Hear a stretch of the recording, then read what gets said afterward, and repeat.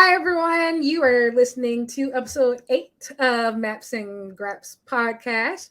As always, my name is Lyrics Swinton, and I'm very excited for today's episode. It's been a very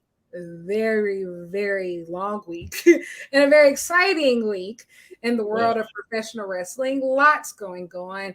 But before I get into that, I have a very special guest today. Very excited to have her here, and I'm going to let her introduce herself. Hi, I'm Anna. I like wrestling. I'm sorry. I'm nervous. No, I started watching wrestling in like 2019, so I'm like new, I guess, in comparison to like most wrestling fans, I feel. But AEW is what got me into wrestling. So do with that information what you will, listeners. AEW. Yeah. Okay. So this podcast, I know I've been talking a lot about Japanese wrestling, and we're going to get into Japanese wrestling during this. Don't worry.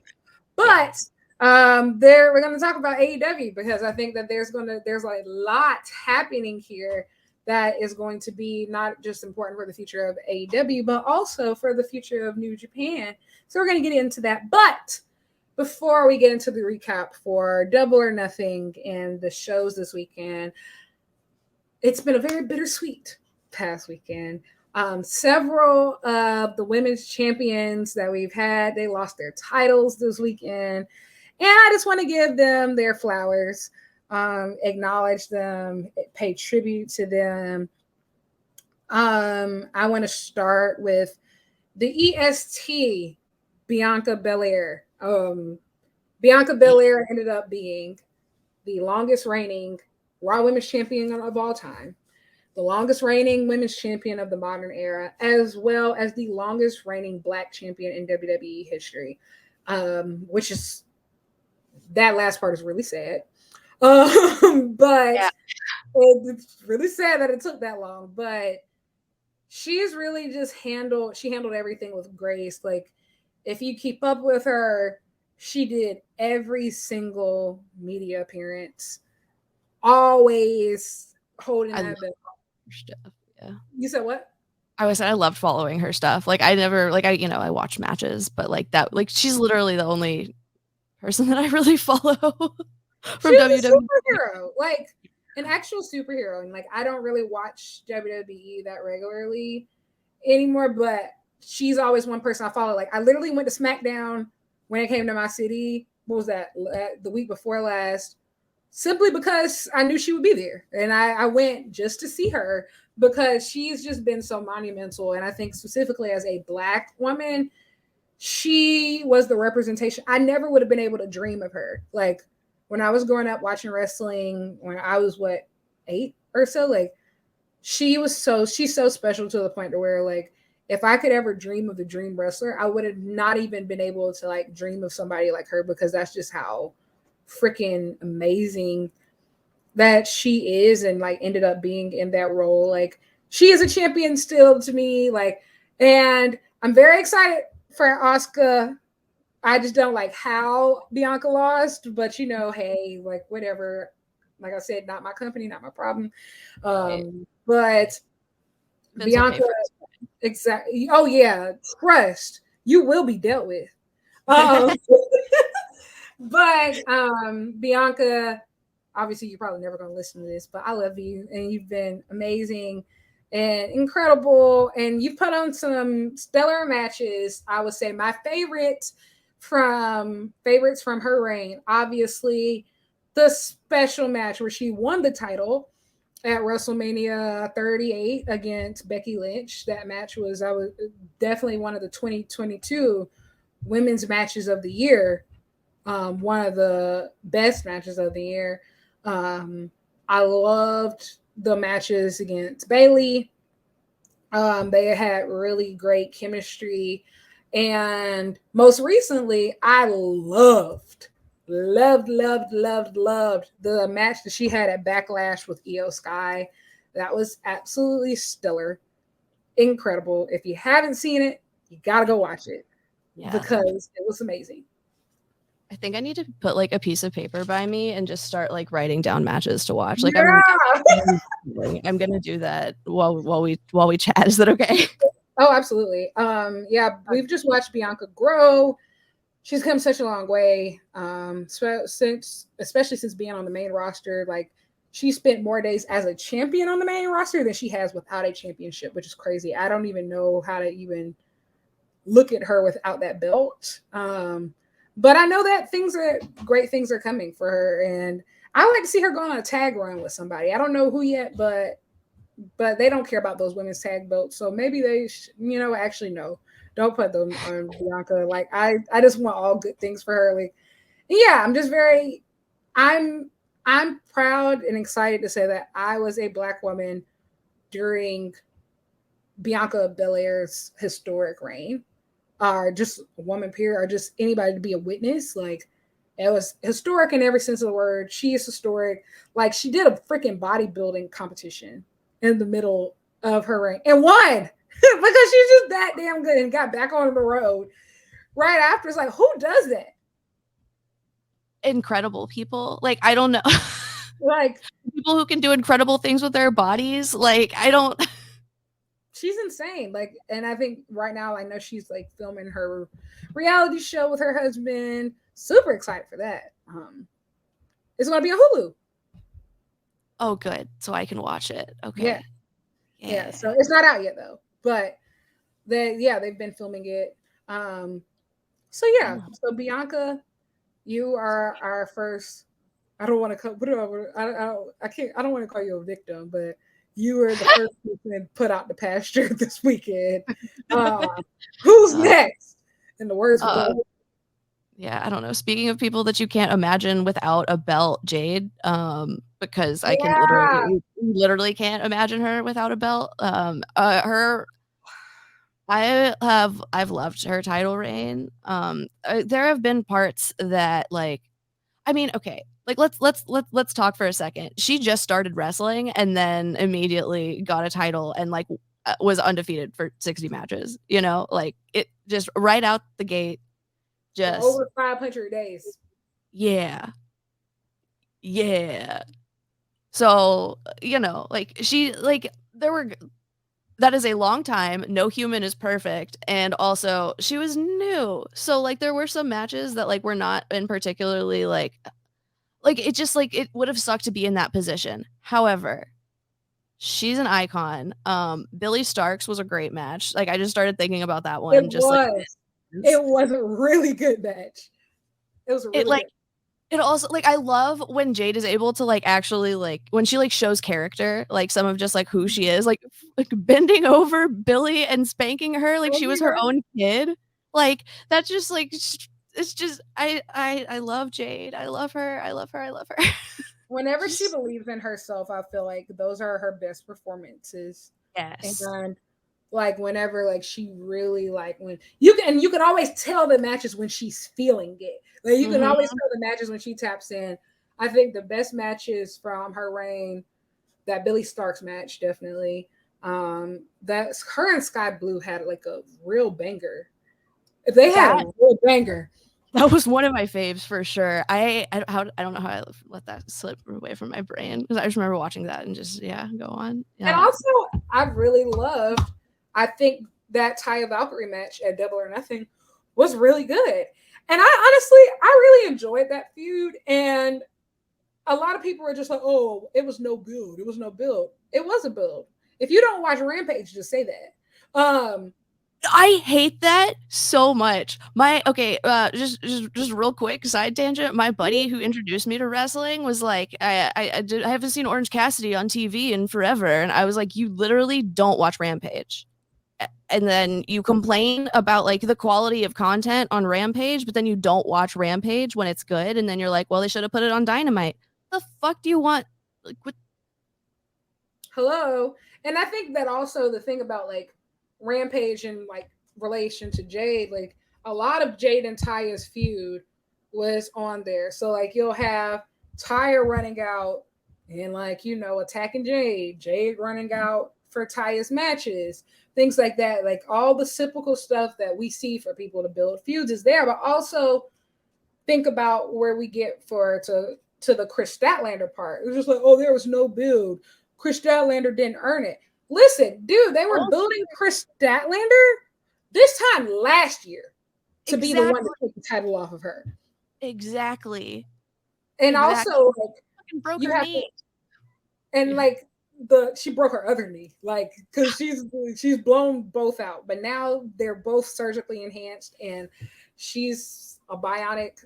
I don't know what it is. She's a masterpiece, more than a woman, truly. Truly, more than a woman.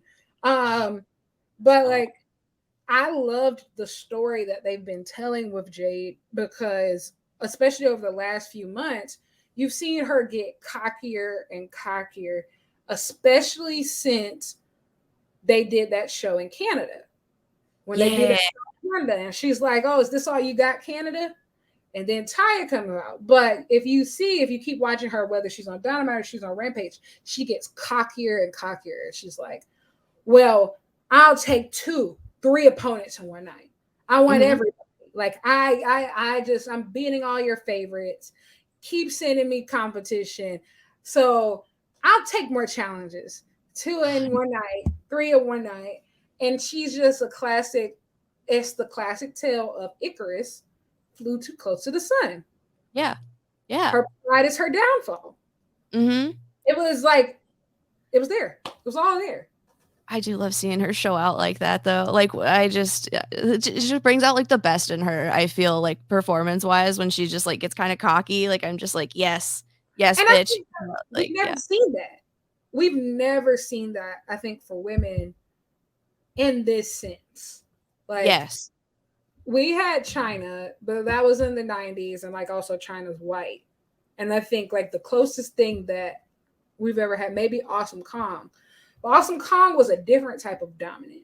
She's a bigger, black woman. She's supposed to be like a destroyer. Nobody's ever seen a black sex symbol destroyer, this beautiful woman who can break you in half, probably the most naturally gorgeous, but still one of the most jacked people on the roster. Well, like, yeah. I'm not usually the like step on me kind of person, but like that is literally like my immediate reaction when I see Jade. Like, I'm just like, please just like let me be your doormat. Like, I don't know. Like, have you seen those arms? Hello. Like, we've never seen that. She's one of one, period. Like, I think like, and a lot of people will be like, oh, why did she get these opportunities? Because there's not a lot of people like her. Like, she's tall, she's beautiful, she's athletic, she's strong. She's also the person who took that TBS belt and took it everywhere. She's doing these media appearances and going in spaces that everybody can't go. She was just at Mary J. Blige's Strength of a Woman Fest. She's at, the Black Music Awards. She's at all these different things. She's running her own softball team. Like, she's doing things like a boss that everybody else just can't do. Like, just can't do. Yeah. She proves that she was worth every little bit of investment that Tony put into her. And I think that, like, she is an investment that the company is seeing returns on. Like, watch the Yard posted her AKA entrance from this weekend, which was great.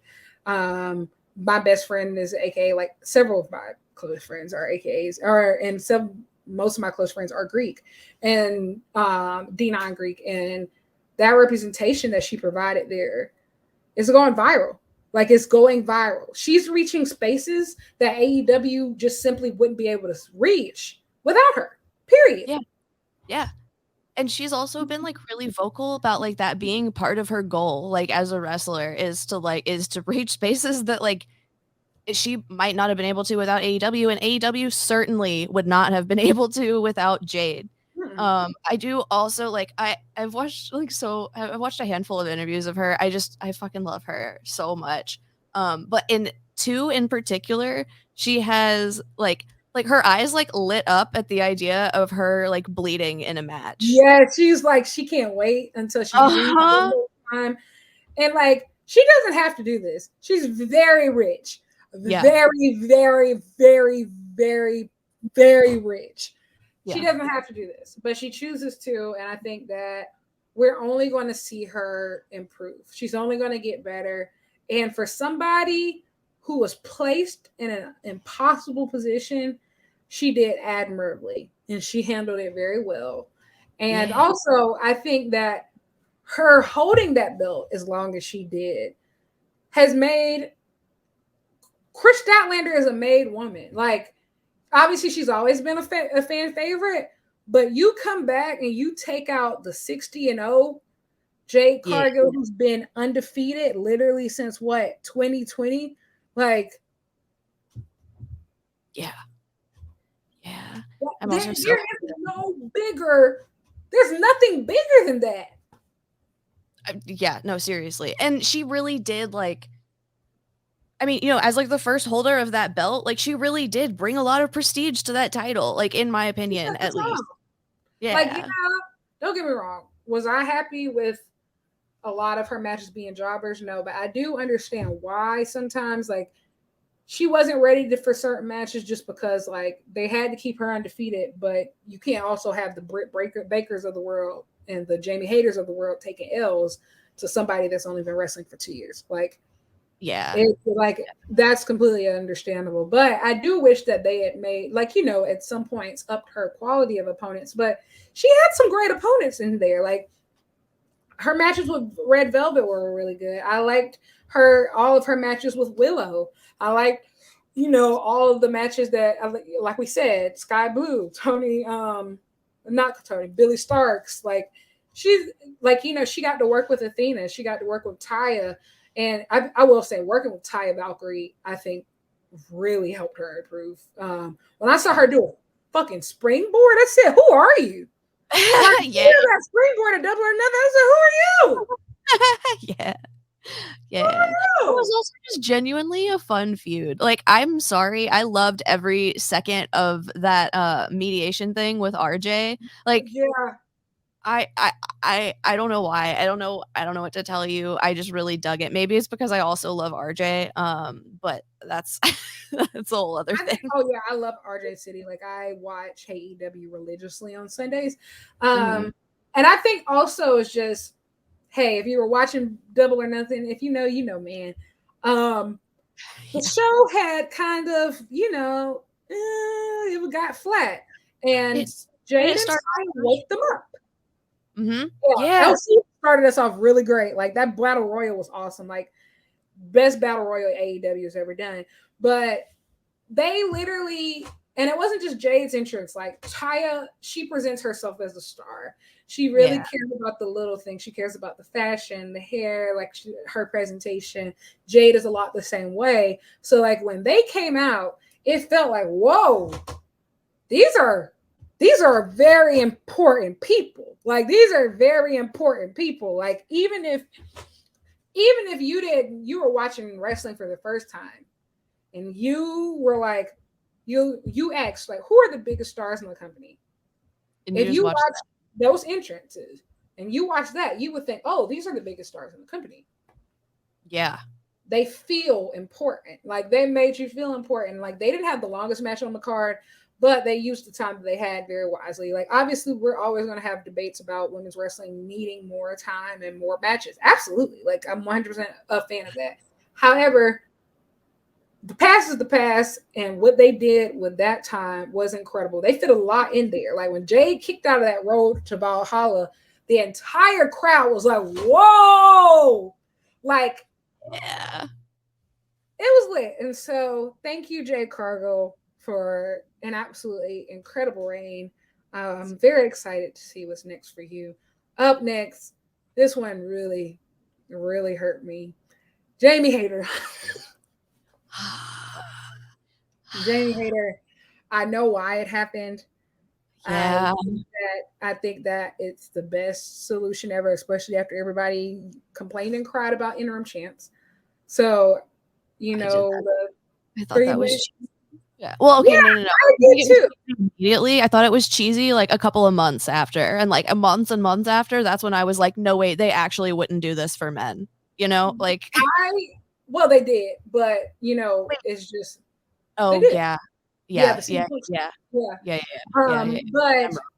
But he wasn't out nearly as long as Rosa, at least that time at that point. Like, you know, eventually Yeah. obviously he injures himself. But I think I don't think I 100% got the concept of interim until I just knew that, like, especially once Toni Storm was wrestling every single week, day in and day out, like she was really a fighting champion. I was like, man, this isn't fair. Like, I was like, yeah, this isn't fair at all. Like, respectful, yeah.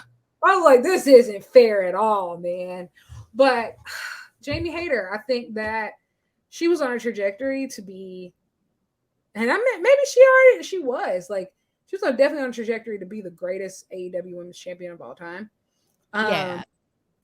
And the performances that she put on, I think from a match standpoint, she probably is. And Emi Sakura, oh my god, oh my god. Chef's kiss, beautiful. Yeah. I need her to, oh my god. This is me realizing that she's not gonna be able to wrestle in Forbidden Door. And like I was just about to start like I don't watch as much Japanese wrestling as I would like to. But like I need her to fight Miyu Yamashita. That now that they might be able to make happen. Remember they well, the Miyu Yamashita part, not the Jamie Hayter part, because Yeah. you know, she's been on before. But yeah, Jamie, obviously the highlights of that right. One, the match she won to get the title. That match with Toni Storm at Full Gear. I was actually in the crowd for that. That was crazy, absolutely insane. Jamie Hayter's match versus Hikaru Shida, absolute classic. Probably one of, if not the best women's match, like just solid wrestling match in AEW women's history. Yeah. Jamie Hayter versus Emi Sakura, absolutely, as you said, absolutely incredible. And I think it was really cool because when I first like discovered Jamie Hayter, I was like looking on YouTube for like all her matches, and I found their first match, and they're in Pro Wrestling Eve on YouTube, and like that was before Jamie Hayter looked anything like she did now. Like she had the super dark hair, the winged eyeliner. She used to wear the little bodysuits, and it was great. But you can tell like she hasn't even tapped into her full potential yet. And like I felt like that Emi Sakura match like put those two together. Like it felt like a really full circle moment of how far she's come as a wrestler, and she really is one of the best wrestlers in the world. Great match with Riho. Like her title defenses, whew, like she killed it. Like, and actually, the Emi Sakura match wasn't even a title defense. I think it was an eliminator match, but I don't even care. I count it as a title defense. Oh yeah, I mean, she had the belt and she fought her. That's like, and she chose her as an opponent. She was like, and like I think like that was Emi Sakura's first time on TV in years, and Jamie was like, I need to fight Emi Sakura. I need to beat her. Like she's a legend, and I can't like go forward with this reign without fighting her. And it was just so special. And Jamie Hayter, I think, she set a tone. Like I think Toni Storm started it with her reign, but I think that Jamie Hayter really drove it home of the match quality of those title defenses, because like I said, just the Emi Sakura original Toni Storm match and the Hikaru Shida match, those are all classics. Those are three matches that are going to go down as some of the best matches in AEW history, period. Like, and so like even when you see like somebody had posted like the top 30 rated matches in cage match for AEW, the only women's match on there, which is also a problem, but whatever, is Jamie Hayter versus Hikaru Shida, who are the two greatest AEW Women's Champions. Agree. And so, yeah. She don't really deserve to be a champ in front of a crowd. Just we, real. We miss you. We've already missed you, Jamie. Yeah. And get well soon, champ, because that we need you for that Wembley pop. Like, yeah, that Wembley pop is gonna be crazy. I can't wait. I'm gonna cry. Like, if I could say that I was in the building when Jamie Hayter won 2 championships, like one, like I was there for back, yeah. if she wins the title back at Wembley, dude, I'm gonna lose it.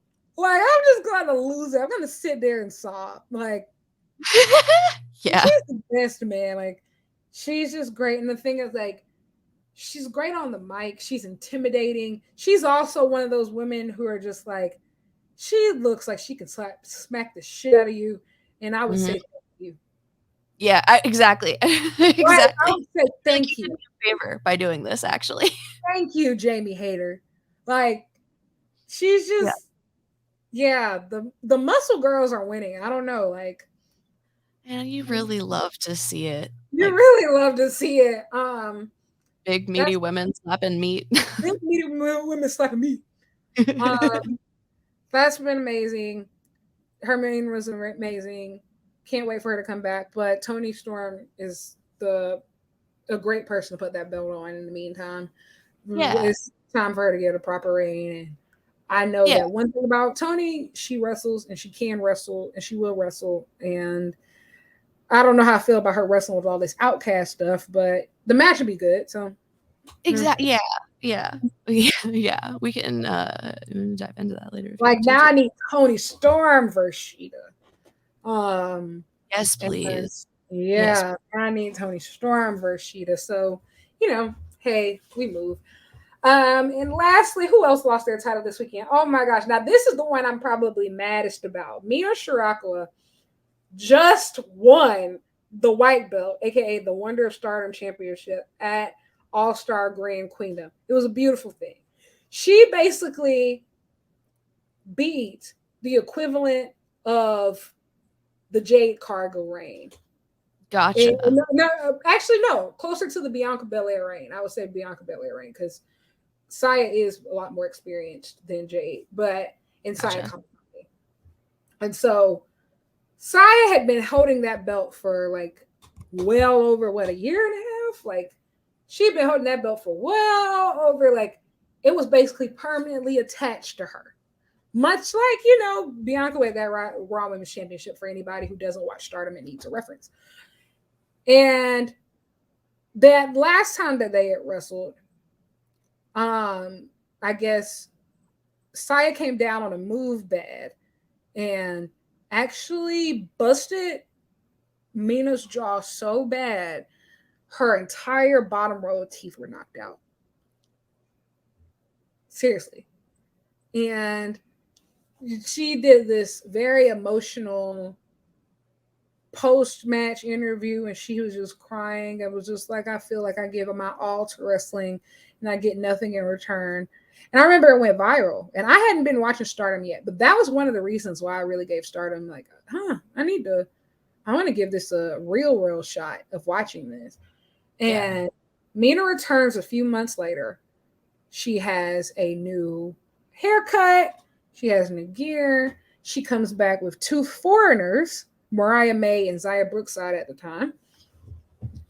Mariah May is still part of the group. And she says that she's forming a new team called Club Venus.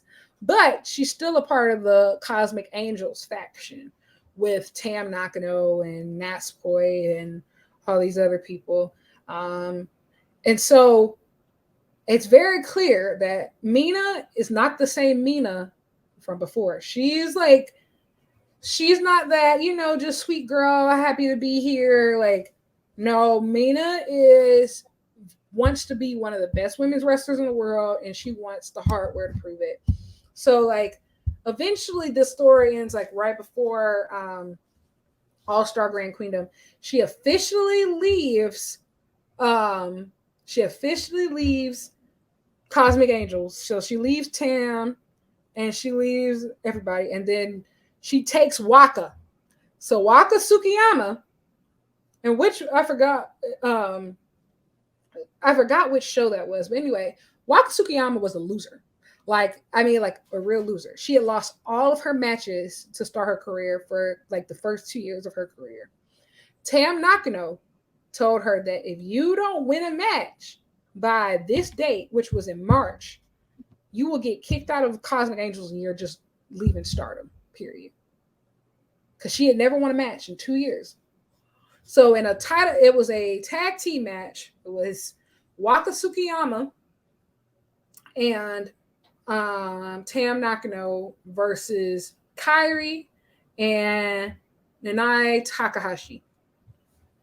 And they win. Waka gets her first win. However, a couple weeks later, through the Cinderella tournament, Waka's racking up wins. Like, she just started winning like out of nowhere. Eventually, she's like, I'm leaving Cosmic Angels. I don't need y'all anymore. I want to be in Club Venus with Mina. And so Mina finally gets to finish her story at All-Star Grand Queendom. She comes out with this big superstar entrance. She has her faction behind her because she's decided that she's, Club Venus is his own thing. And Club Venus is now expanded.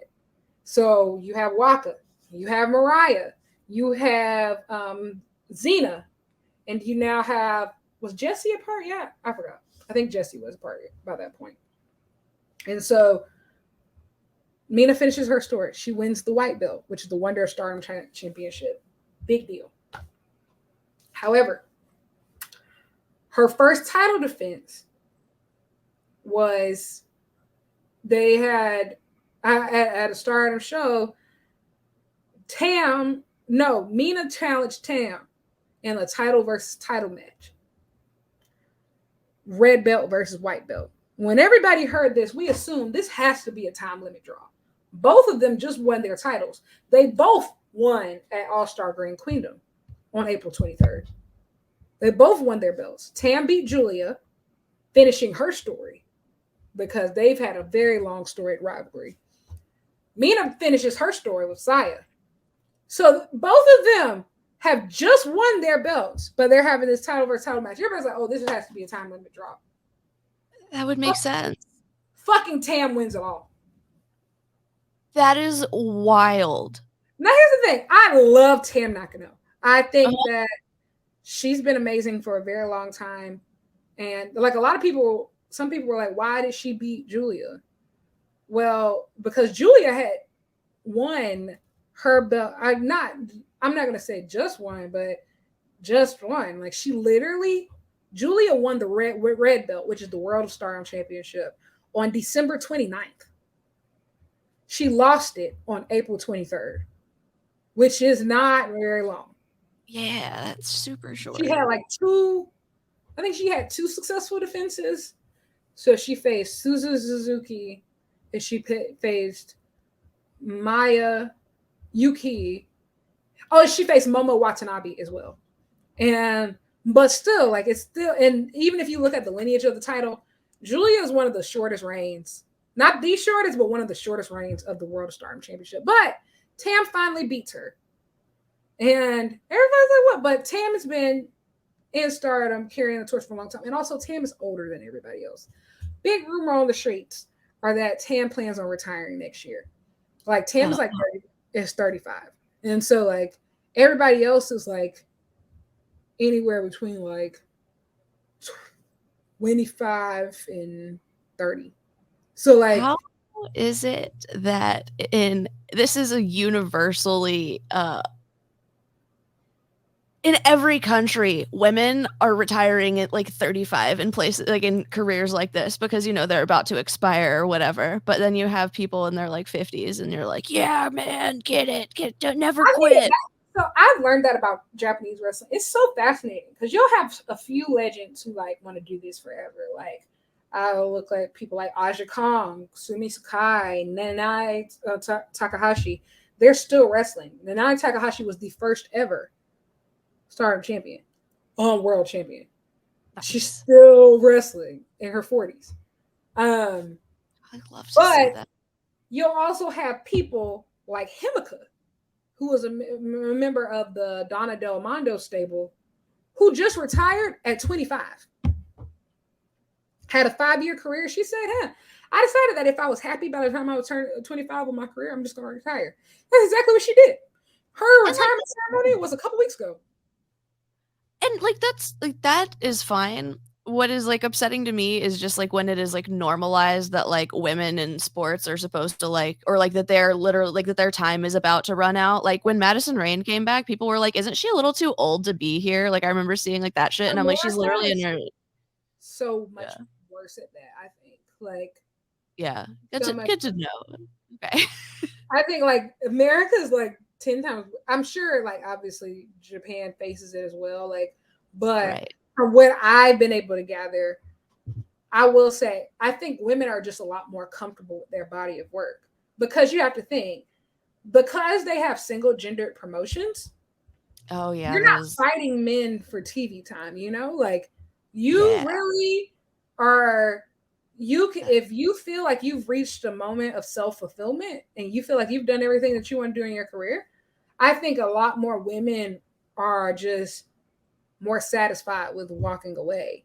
Yeah, and that's one thing. That's cool. Celebrate that. I'm here for that. Are always trying to chase the big one. You'll see people trying to go well into their 60s, 70s, Ric Flair. How old is and it's odd. Yeah. So yeah. I mean, there is a time that but for women it's just usually early 30s, and I'm look at America. Look how the conversation has shifted towards Charlotte. Oh, is she ready to hang it up? Even look at when Becky got pregnant, most people didn't expect her to come back. Even look at Trish Stratus, who's fucking gorgeous, well into her 40s, 46, putting a lot of the young girls to shame right now. And I don't think that 10 years ago that would have been possible. Yeah. I don't think that it would have been possible for a 46-year-old woman to return to that type of fanfare. Because here's the thing, we let men legends come back all the time. Mm-hmm. And here's the thing, half the time they don't look nearly as good as Trish Stratus. They are broken down, can barely walk up the ramp. Yeah. But they're being wheeled up in it. I still got it. And even look at the level that Trish has to prove that she can still perform on to even still be here. Just the discourse is crazy. I will say, I can't say that this doesn't happen in Japanese wrestling, but I have noticed a lot of nuance, as in because maybe, and I think maybe it's because it's the single gender promotions thing of just no, that would make a lot of sense. They decide when they want to leave. They decide when they want to leave. When Manami Toyota decided to hang it up, it was her decision. You're not going to have, somebody try to force you out. Yeah. From what I've seen. But yeah, going back to Mina, Tam won it all. Very happy for Tam. If the retirement news is true, do I want her to have everything? Absolutely. But damn, the timing, I don't like the timing of it. I think that you could have at least let Mina have at least one successful title defense, or two successful title defenses of just it almost felt like a Cody situation. And actually, no, it really did feel like a Cody situation. They did all the things that they did for Cody, but imagine if they let Cody win, but then he loses the title at Backlash right after. Yeah. That's exactly what happened with Mina. You built her up. You let her start her own faction. She comes in this new look. She finally finishes her story. She beats this unmovable force and Saya Kamatani. She wins this. She wins the big one. She wins the big one. And then she's finally up there with the other top stars in the company. She could finally do a title versus title match that If you wanted her to lose it, cool, but it probably should have ended in a draw. And her first title defense, she loses. And like that, yeah.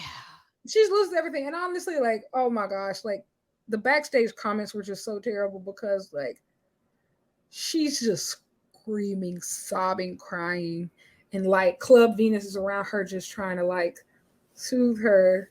And that's the realism in wrestling. I think that's the realism I think that I get out of Japanese wrestling, of just like, especially it takes a while. Like sometimes, like, you know, the English subtitles aren't up yet and all that. So I might not know exactly what they're saying, but when the emotion comes through that clearly, I know exactly what's happening. And it's just like, yeah. So Mina, I'm so sorry that this happened to you, because I was on the Mina train. However, for Forbidden Door, almost a lot of the Stardom stars are booked up already on that day. So like the Julias of the world, Mayu, Susan, all those people. But one person that I didn't see booked yet on that day is Mina Shirakawa.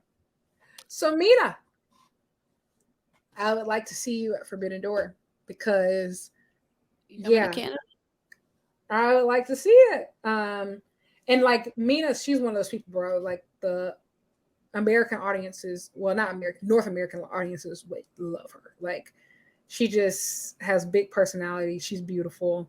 And I think that she comes across like even with the language barrier, like I said, her personality is so big, like it's really easy to fall in love with her. And so yeah, I think that Rossi, if you feel nice enough to send anybody, please send us Mina, because, and I think that, hey, I've heard that the relationship between AEW and Stardom is contentious at times, but what I do know is this. I know that Rossi loves Toni Storm. She is a former World of Stardom champion. She was the first foreigner to ever win the World of Stardom championship.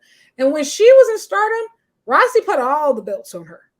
Like, so if there was ever a person other than Jamie Hayter that would be the perfect champion for Forbidden Door that Stardom would be willing to work with, Toni Storm is her. Absolutely. Oh man. You know who I was just thinking about? I really need, like, immediately, I need Maki Ito to come back, like, just now. I need her to come back with her microphone and her hard head, and I need it yesterday.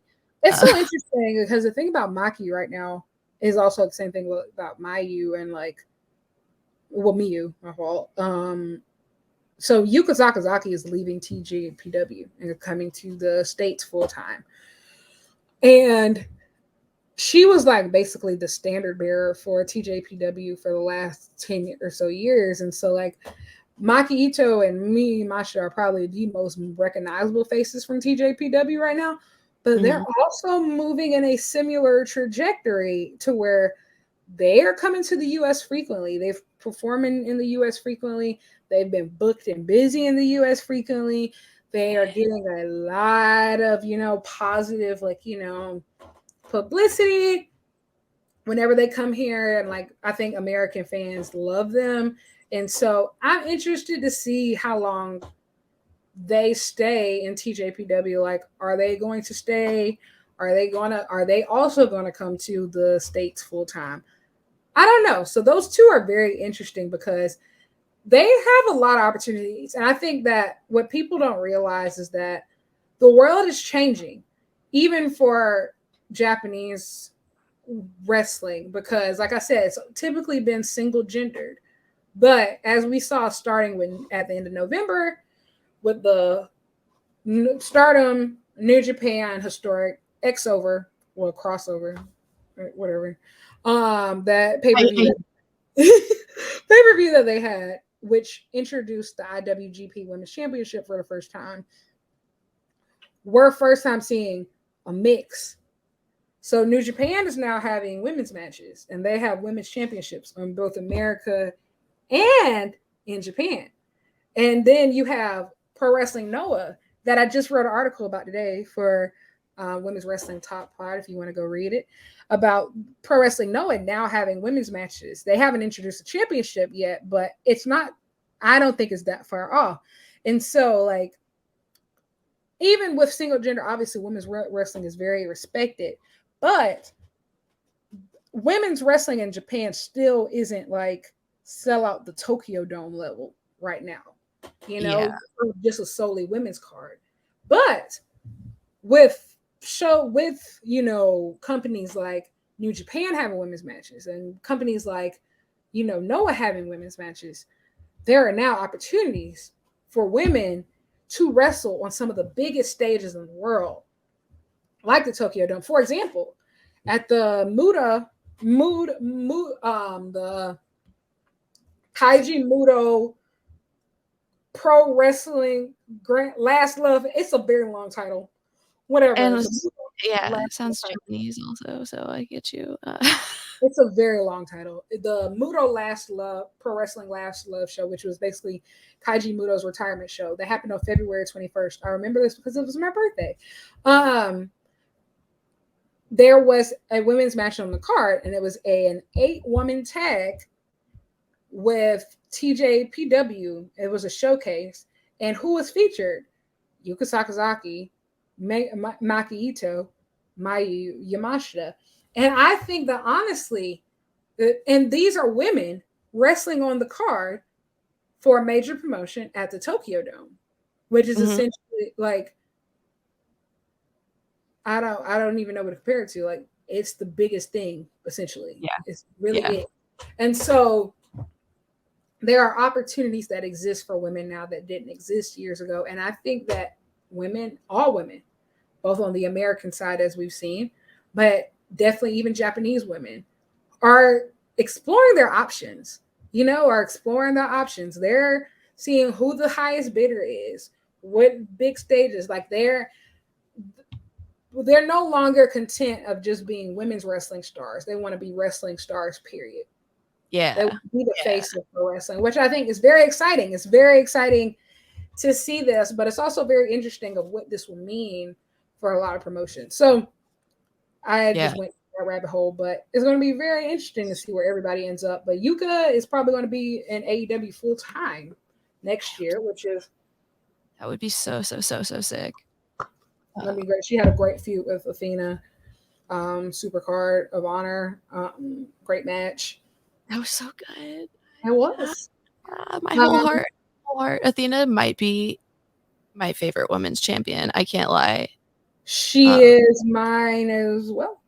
Athena is the best women's wrestler in the world right now, in my opinion. Like, nobody's doing what she's doing. I'm super excited for this week's match. She's facing Kiera Hogan. And I think that what she's doing right now is just unprecedented. Like, she's just a brawler, and she's just so good. And she's a heel, but she can be very evil, and she doesn't need a faction to do it. She has no backup, no manager or anything like that. She's just badass, and she fucking hates everybody, and she's going to beat you up. And she's just sick. Like, I just love it. And I think I actually was in the room and she won her title, and it was just a special moment because that was her hometown. And it was just, as a person, like, I remember when she first got signed to NXT, and I was like, oh, she's so special. And like, I just remember being very unhappy, like, with her WWE run. I just felt like she was nowhere near. I said, this can't be the person that people were talking about used to be on the indies, like the famous Athena. Like, Ember Moon is great, but she's not Athena that everybody's been talking about. And I feel like AEW and Ring of Honor have allowed her to be the Athena that I think a lot of us always knew she could be. And honestly, she's better than that. Like, she's better, and she's only getting better. And yeah, I want to see her in Japan too, because she calls herself the Joshi Killer. And so, if she's not booked on Forbidden Door, I will riot. Like, I have a dream. I want 3 women's matches on Forbidden Door. I want to see the AEW Women's World Title defended. I want to see the New Japan World Women's title defended, Willow, and I want to see the Ring of Honor Women's World title defended. Yes. Those are my. I have three. I want 3 women's matches because I think we have the perfect champions to do it. I think we have the perfect champions to do it. Tony, Athena, and Willow.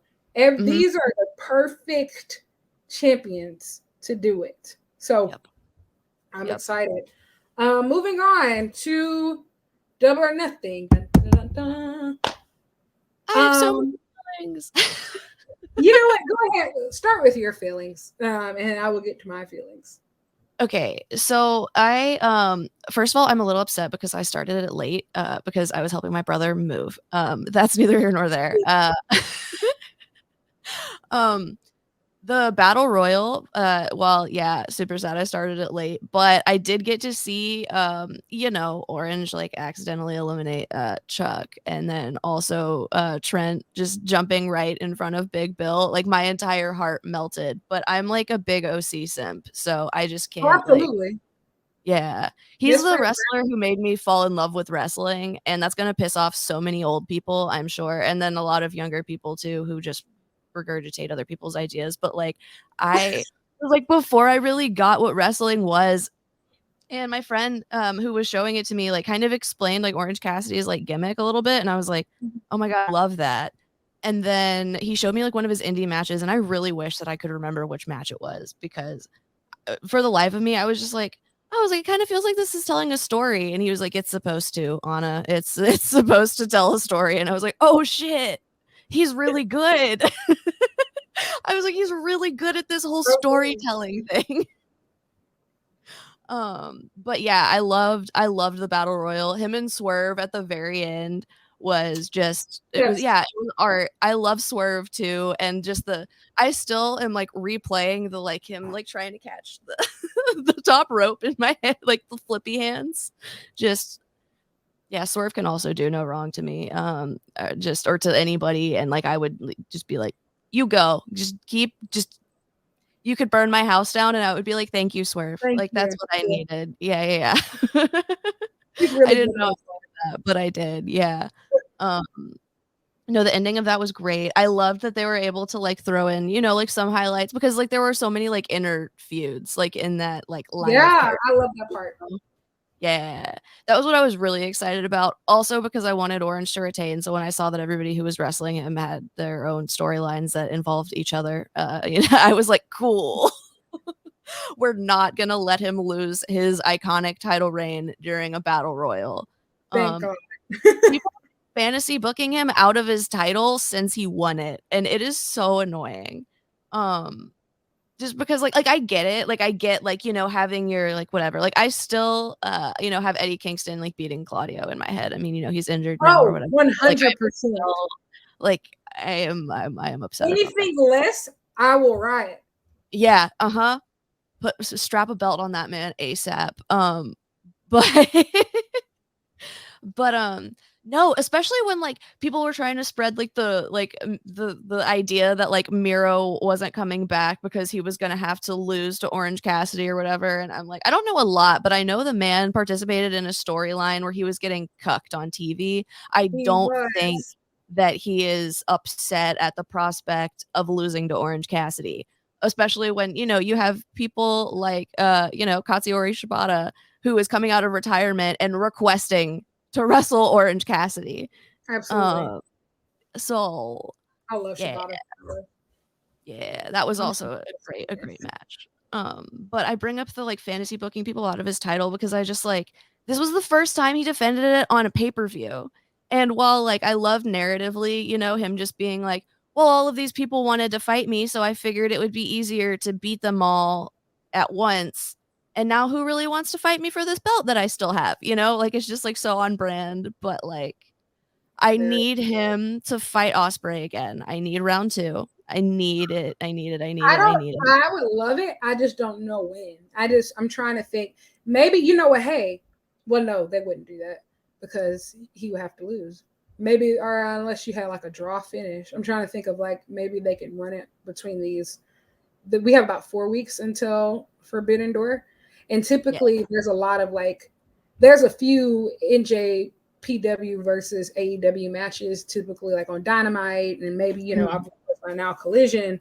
Between then, I was gonna be like, oh, that would be a great Dynamite, but I like Will Ospreay is not going to take a pinfall before facing Kenny Omega. Yeah. Forbidden Door. That's just not going to happen. So yeah, Yeah. maybe like if they did like a draw finish, I too will want to see that match again. That was my 2022 match of the year. So Yeah, like that was my that favorite. Forbidden Door match was like, I have gone back and I've watched it a million times. Like I would love to see those two run it back. My coworker watched that match with me the other day.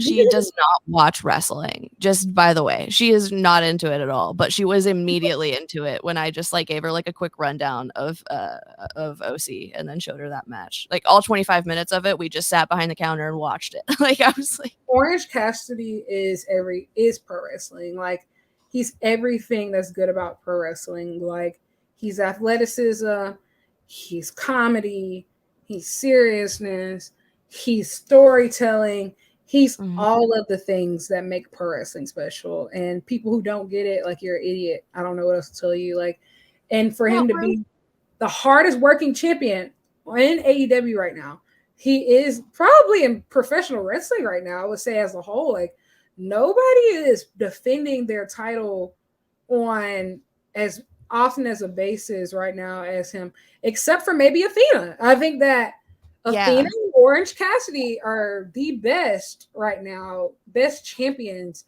in professional wrestling right now. Most consistent champions right now in professional wrestling. And so like, yeah, man, OC is the man. I think he's definitely going to lose the belt soon. The story has led there, but like I think it's also one of those things, just like we said with Jade earlier. Whoever beats him is going to be a made man. Like because of how long he's held it, because of everything that he's done and offered to this story, and like whoever beats him. As when he loses it, it is a part of a story. Because that was what I was afraid of. I was afraid that they weren't gonna like make it a story. Like now it is one, you know. So like when it happens, like it'll be good, you know. Like I know it'll be done well. Before I was just like a little bit nervous that they were just gonna be like flippantly just kind of like, oh well, you know, I think it's time that Orange dropped the belt, so we're just gonna, you know, like throw it on Miro now. You know, like I will say Tony is really good about that. I think that Tony's really good, except for maybe the TNT championship. I don't know what be going on with that one. But every other title in AEW is very carefully passed around. Like TBS, women's title, men's world title, the what other belt is there? Definitely that international title. That tag title, the trios belt. Like Hook needs to do something with that FTW belt because Ricky brought a lot of good shit to that FTW belt, and then absolutely. I like Hook, but like I forget that's a thing until like sometimes it gets brought up. More defenses, but we also have to remind ourselves like Hook is a lot like Jade. He just started wrestling. Yeah. Also, that is his daddy's belt, you know. Mm-hmm. Okay, like, one thing I will say, huh? I said I just like to see more defenses. Oh yeah, I agree. I agree. They just kind of keep throwing him with like different partners. Because you can just add Hook at the end of like whatever you're saying and it sounds cool. I mean, probably not everything, but like a lot of things. Jungle Hook, I don't know. Or Hookhausen, that was so cute. And I live for Hookhausen. Bring it back. Please. Danhausen's injured right now, but bring it back whenever he's back. Yes. Okay, so I need to get this out about the international championship. Something that is really important to me and probably like at least 6 other people is that the belt needs to not go to another American person. It's the international belt. Like when I'm thinking about like people that it needs to be like, you know, like people who need to win it next, like I am thinking like, you know, people like Miro or Andrade or like, you know, my pick is Roosh. Yeah, I do. Because Roosh actually was not in the Battle Royal. No, but they did fight before with Vance before he left the Dark Order. They did that title defense, yeah. Mm-hmm. But I so think it's like, this is me being a picky OC fan. Like I would love to watch that match and like have Roosh like Like, this is literally just me being selfish at this point. But You yeah, know, give I it. also wouldn't mind Bandito, Yeah, especially with him now in yeah, the Amigos. Like, I wouldn't mind Bandito. But I do agree. Like, I wouldn't have minded him losing the belt to Kyle Fletcher, honestly. Like, just because like that was before he signed. I'm like, Kyle Fletcher is like perfect because he's Australian. yeah, And yeah. he's the type of guy. And I thought about it from the sense of, oh, like I guess I thought he had a signed contract with New Japan. I was like, well, New Japan has some of their belts on AEW guys, so maybe AEW should put like some of their belts on New Japan guys. And like, Yeah.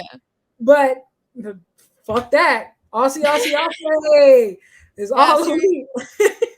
or like Jay White even. But like if that's gonna happen, I need a feud. That would be fun. That would be fun for me. And again, maybe 6 other people. I don't know. I don't know if that's what the people want, but that's what I want. I want I want an OC and Jay I White. I would not mind Jay White, but I don't think it's gonna happen. Like him and OC had like no interaction in the battle royal, so I'm assuming that like maybe they won't. They have no intention of those two interacting. But I would like to see it. You know, Jay White is from New Zealand. He is Mm-hmm. foreign. Mm-hmm. I would like to see it. I had Um, fantasy booked Takeshita also like forever ago. Now obviously he is like, whatever. Like I bitched about people fantasy booking OC out of his title and like that was annoying, but like I still had like my list of potential, like Absolutely. I have a running list. I've been very happy with his title reign, and mhm. I have never felt super strongly about him losing the belt. But I do have a running list of people who I deem acceptable for him to lose it to. Exactly. Exactly. Exactly. So what was after the battle royal? The Right after, Jericho Cole stinker.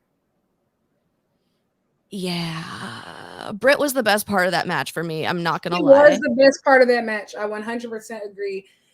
I don't even want to spend a lot of time talking about this, but like the Sabu stuff, I don't really get. He was there for the first 2 minutes. Literally Yeah, where was Sabu? Like, by minute 2, that match was 19 minutes long. Minute 2, Sabu went through a table. We never saw him again. yeah, that is what happened, isn't it? That's exactly what happened. That is exactly what happened. So yeah, let's try not to never do that shit again. Um, God, I would not God. have put Adam Cole in the unsanctioned match. I said this before we started recording, but Mhm. I think that they would have been. Keep in mind, we're filming this on a Tuesday, so Dynamite has not happened yet. So Yeah. if some crazy shit happens on Dynamite, please don't roast me because it hasn't happened yet, guys. Because this will come out on a Thursday.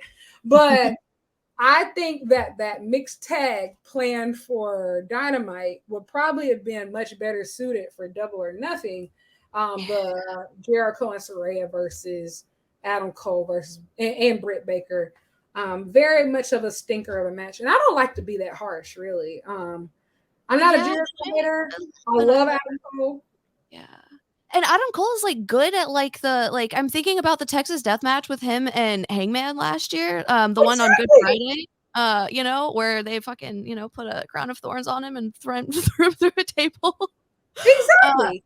like, he's good at that shit. I think, for me, I feel like,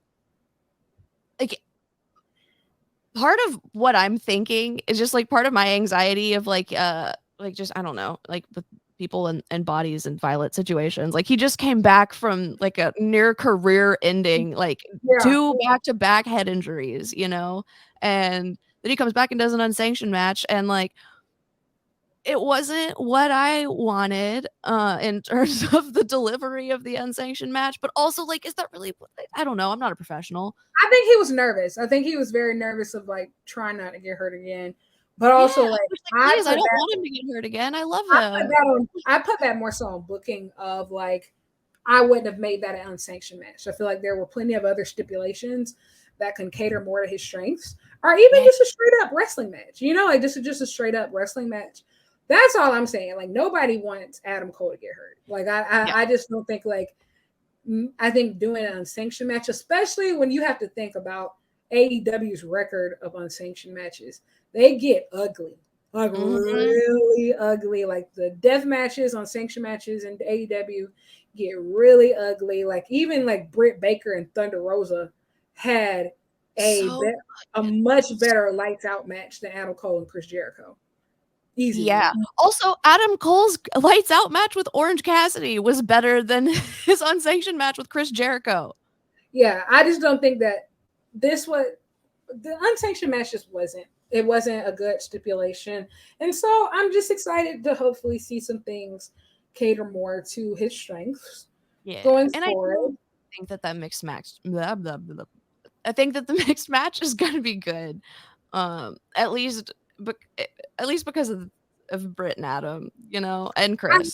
I think that the mixed match can hide a lot of people's weaknesses. Yes. So I think that is going to, if done correctly, I think that it will go pretty well. I do really wish that AEW in their mixed matches didn't make people tag out when like the other person of the other gender tags in. Yeah. So that's the difference between a mixed match and an intergender match. We still haven't really, American wrestling, mainstream wrestling hasn't really, well, obviously it used to happen intergender matches, but yeah, we haven't like televised stuff in America because like this shit happens all the time. All the time on the Indies. All the time. So Marshall Slamovich is having death matches with men like on a weekly basis.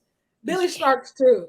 Like it's so we're just televised. We're not there yet, but I think we could be. I think with the right people, absolutely. Like I would love to see, like, especially think of like people who could be like real killers. Like I think about like a Masha Slamovich or something like that, or Statlander in the ring with any of them. Freaking any of them. Jade as well. I mean, Jade too. Yeah, exactly. Yeah. Big, like people with really big muscles. I think that Jamie. Yeah. Like put the muscle girls, let them challenge for the trio belts. Make my day. I want the trios belts to be like non-gendered so badly because you could have any combo, like have it be 3 women, have it be like 2 women and a dude, like any combo, just make it like non-gendered. Come on. Yeah, they're never going to do that, but nope. They're never going to do that, but that is a great dream. Like I said, if you put all the muscle girls together, I would never shut up.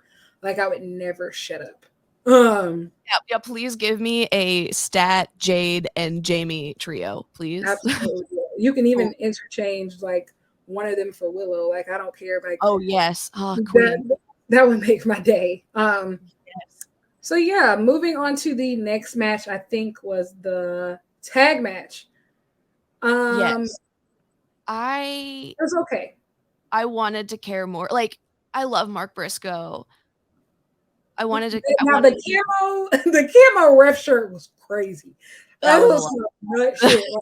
That was some country shit.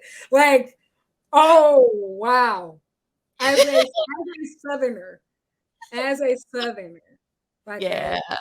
Carolina born, bred, and fed, that was a lot for me. Like, I was like, where did you find that? I know they had to make that custom. Yeah, for sure. They definitely had to make that custom. Yeah. But I wasn't as excited as I wanted to be about that one. I can't lie, and I feel like I am incorrect for that. No, everybody really felt the same way. To me, honestly, like TNA saved the match.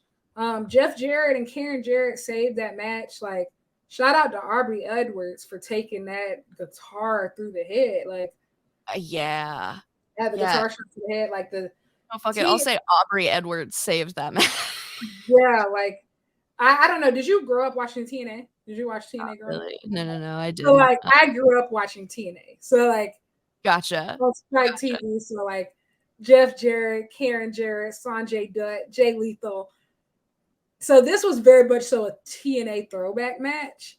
Gotcha. And it delivered. So a lot of the spots we saw were very much so TNA throwbacks. TNA saved the match, man. Like and the thing is, like when Jeff Jarrett first came to AEW, I was like, who who asked for this guy? Like, I want TNA back, like especially like them bringing the old band back together. But I will say, they're so entertaining. Everything this guy has turned to gold. Jeff Yeah. Jarrett, nobody wakes up a crowd like a bravo, bravo, bravo. Yeah, seriously. Seriously. I'm sorry. I find myself replacing all siren sounds with bree woo, bree woo. I wanted to hate it too, guys. I did. Like, and I remember people were saying like, and like even look at how the internet discourse just kind of like stopped. At first, people were like, why is Jeff Jarrett taking up so much TV time from people who've been here and younger stars? You notice how people just shut up about that?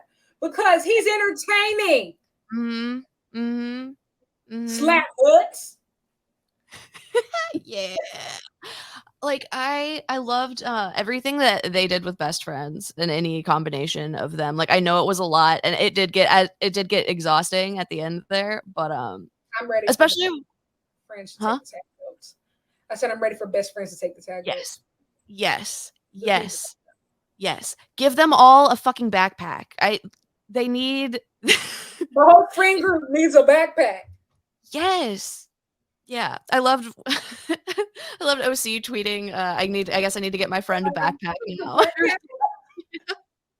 I love that. It's the little things, man. It really is. It really is.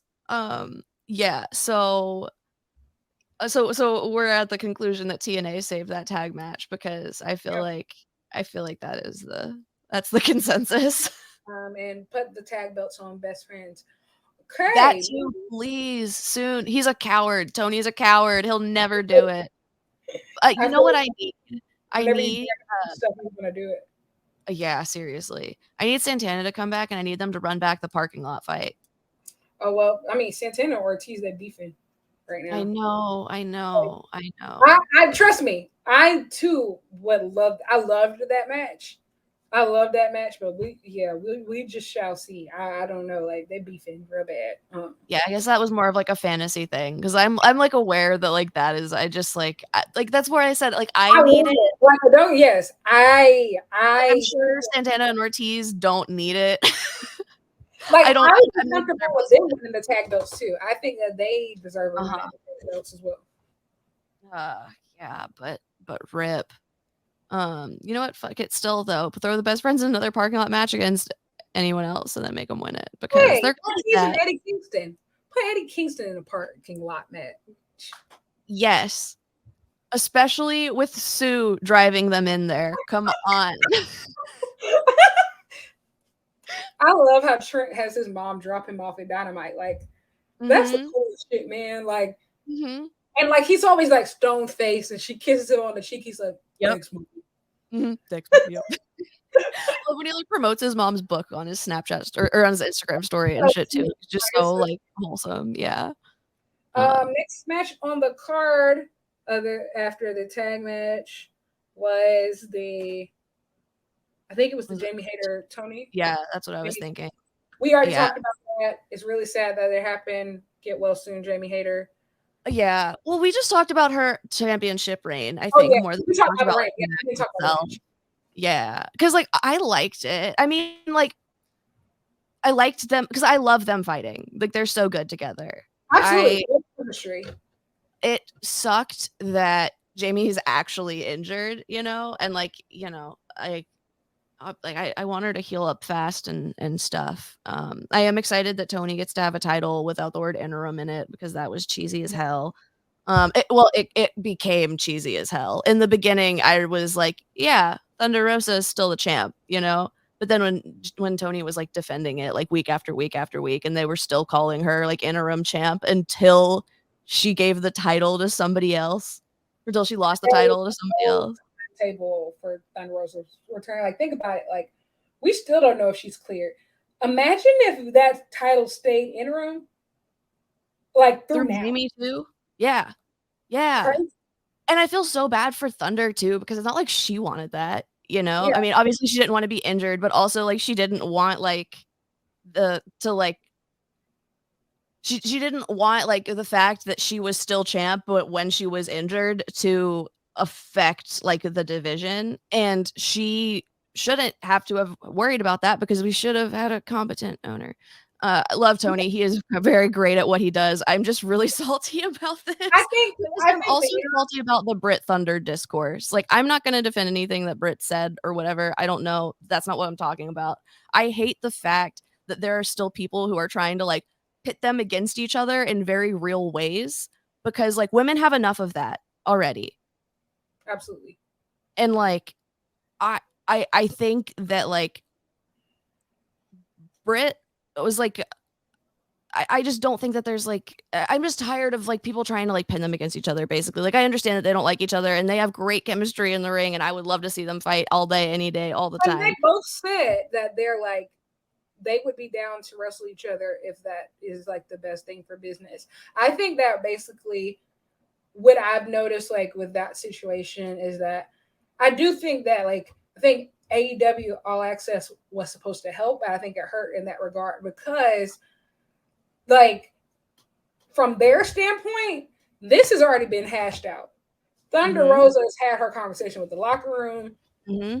This has all happened. Keep in mind, they've already decided that she would be stripped of the championship. All of that. This has all happened. But on for us watching this on TV, it's happening in real time. So like the discourse is restarting and pulling up old wounds. When in real life, you know, this has already been hashed out. Like, I'm not saying that they like each other. I'm not saying that they're friends, but this has already been handled. And so, like, when they're commenting on things because we just saw it on TV. And so they have to talk about it, not because it's actively happening.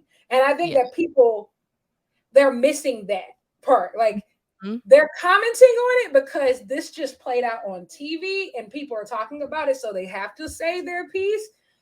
But this already happened. Yeah. It just like bugs me when I still see discourse about it as though it is happening currently. Yes.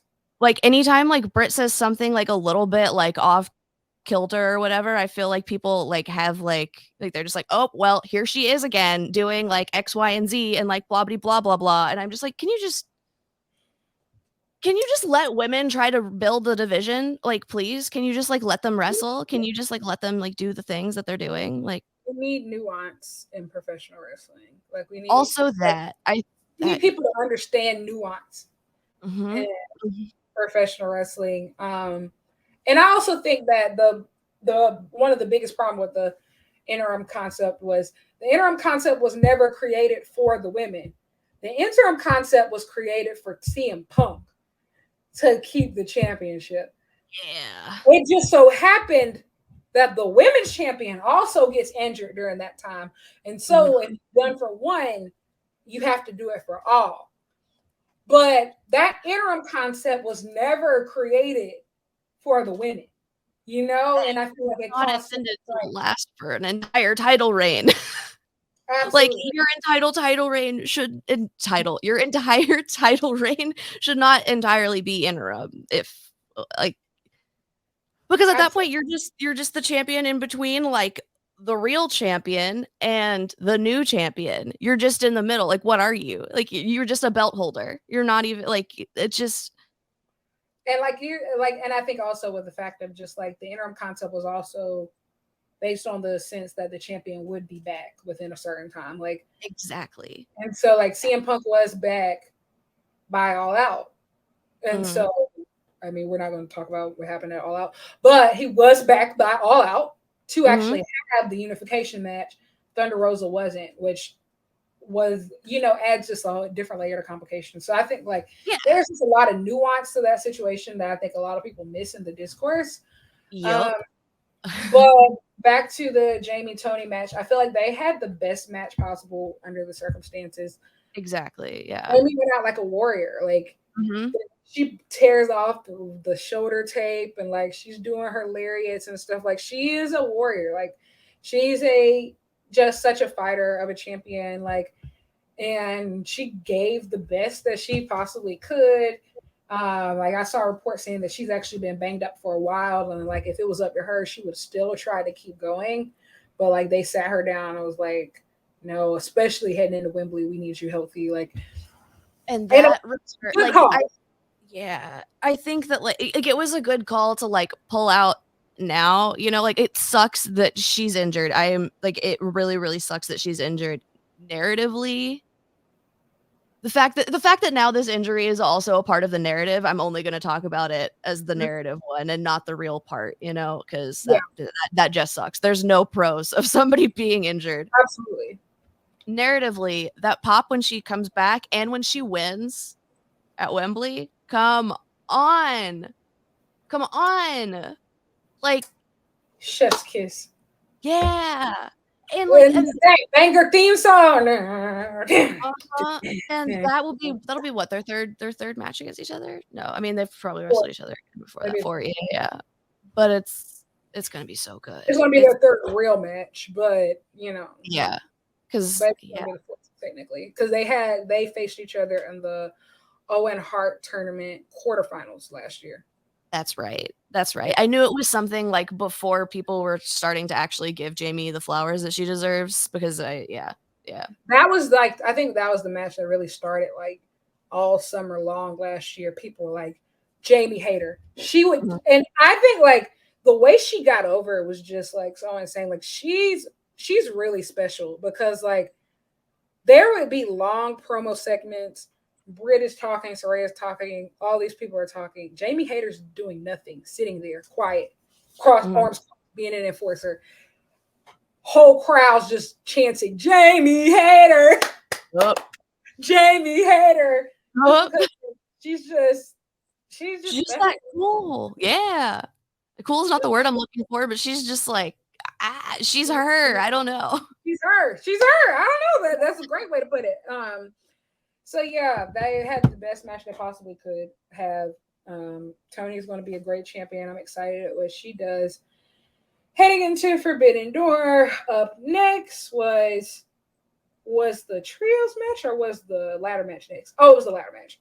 Yeah, it was the ladder match. So up next we had the ladder match, which was, I liked it. I liked what I saw. My stream was cutting in and out during that one, so I didn't get to watch as much of it as I would have liked to.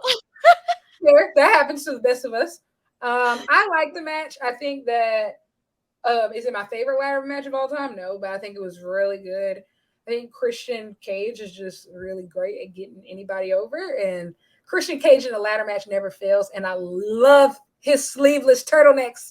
I love his sleeveless turtlenecks. Yes, God, yes. I love the sleeveless turtlenecks. 10 out of 10. Arn Anderson bumping like crazy in that match. Luchasaurus bumping like crazy in that match. Arn Anderson was bleeding. Like it was pretty great. Also, like Wardlow, that swanton off of that ladder was that. I did that. I saw that from all the angles because they that was so cool. I think that was just proof that Wardlow is special. Like obviously his booking has been very rocky up and down, but seeing a big man that moves like him, like he's incredible. And I think that I hope that this sets him on a really great trajectory. I feel like this is putting him on a great trajectory, but it's up on booking to keep him on that path. Like he can't go back to just facing jobbers every week. He needs to have not at all good opponents. Like he needs to have good opponents. Like if you all are really ready to pull the trigger on Wardlow, then pull it. Like, you know, like actually pull it. He had a great match with Orange Cassidy last summer. That was so fun.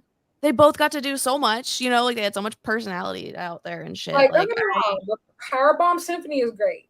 Mm-hmm. But I don't want to watch 2-minute matches every week. Like you just doing that. Like, what does that do for any of us? Yeah.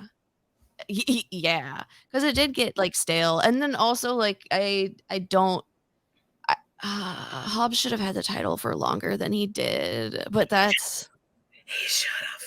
Absolutely. Yeah. I'm sorry, I'm whispering. I don't either.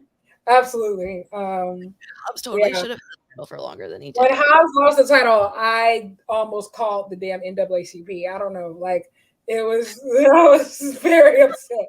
I was very, very, very upset. And it was upsetting me and my homegirls. I don't know. Like it was just very upsetting to me. And I still am waiting for Hobbs to be freed from the shackles of QT Marshall. But like I said, ladder match was good. I think that Swanton spot is probably going to go down as one of the highlights in AEW history of like, because that ladder was tall as shit. Like, and I knew, like, you know that the ladder is really tall when it's like the steps aren't even. Like the steps aren't even. Like they kept getting narrower and narrower as you go up, and it was like this much space. I'm like, oh, you got to be kidding me. Yeah. Like he's really gonna fucking do it. Like I was like, you're nuts. And he's a fucking graceful dude. Like very give big props to Wardlow for that. I think that match set him on a great trajectory. As I said, I just want to keep it going. Up next was the trios match, House of Black versus the Acclaimed and Daddy Ass. This match was good. Yeah, it was fun. I wouldn't say it wasn't great, but it was fun. Yeah, it was fun. Like, love it on the card. My only gripe about this match was that I feel like the open house rules thing that House of Black has going on is really great. I think it's really great. But one of the rules is dealer's choice. That means that the challenger needs to come up with a rule. I need the challengers to stop foregoing rules. Yep. Make something up. It's double or nothing. This is a very gimmick heavy pay-per-view. Like out of all of the pay-per-views, this one is very gimmicky. And like the Acclaimed, you are the most over tag team, like one of the most over acts in the company. Have a damn scissor on the pole match. I don't care. Seriously. That's literally my only gripe about the match. I think that's what would have made it. It would have put it over the top. Yeah, it would have put it from good to great because I think that House of Black is already super cool. Like I love the lighting. That lighting presentation on their matches is epic. I think it's incredible. Yep. But I just think that you just gotta lean into that, And because they didn't do a stipulation, it felt like the match was too long. Because I'm just like House of Black, and especially if there's no stipulation, they're supposed to be killers right now. So they literally that match lasted too long, in my opinion. But yeah, it was good. Wasn't great. Yeah, it was a good match, but like you said, like I feel like they totally they had an opportunity to just do anything with the extra rule, Like at least like Chuck said no witches. At least he got nervous, panicked, and said no witches, Like no witches. Like that's on brand for all parties. Give me something, man. That's all that I asked. But like I said, the match was good. Up next, Jade and Taya. We talked a little bit about that. That match changed the course of the show.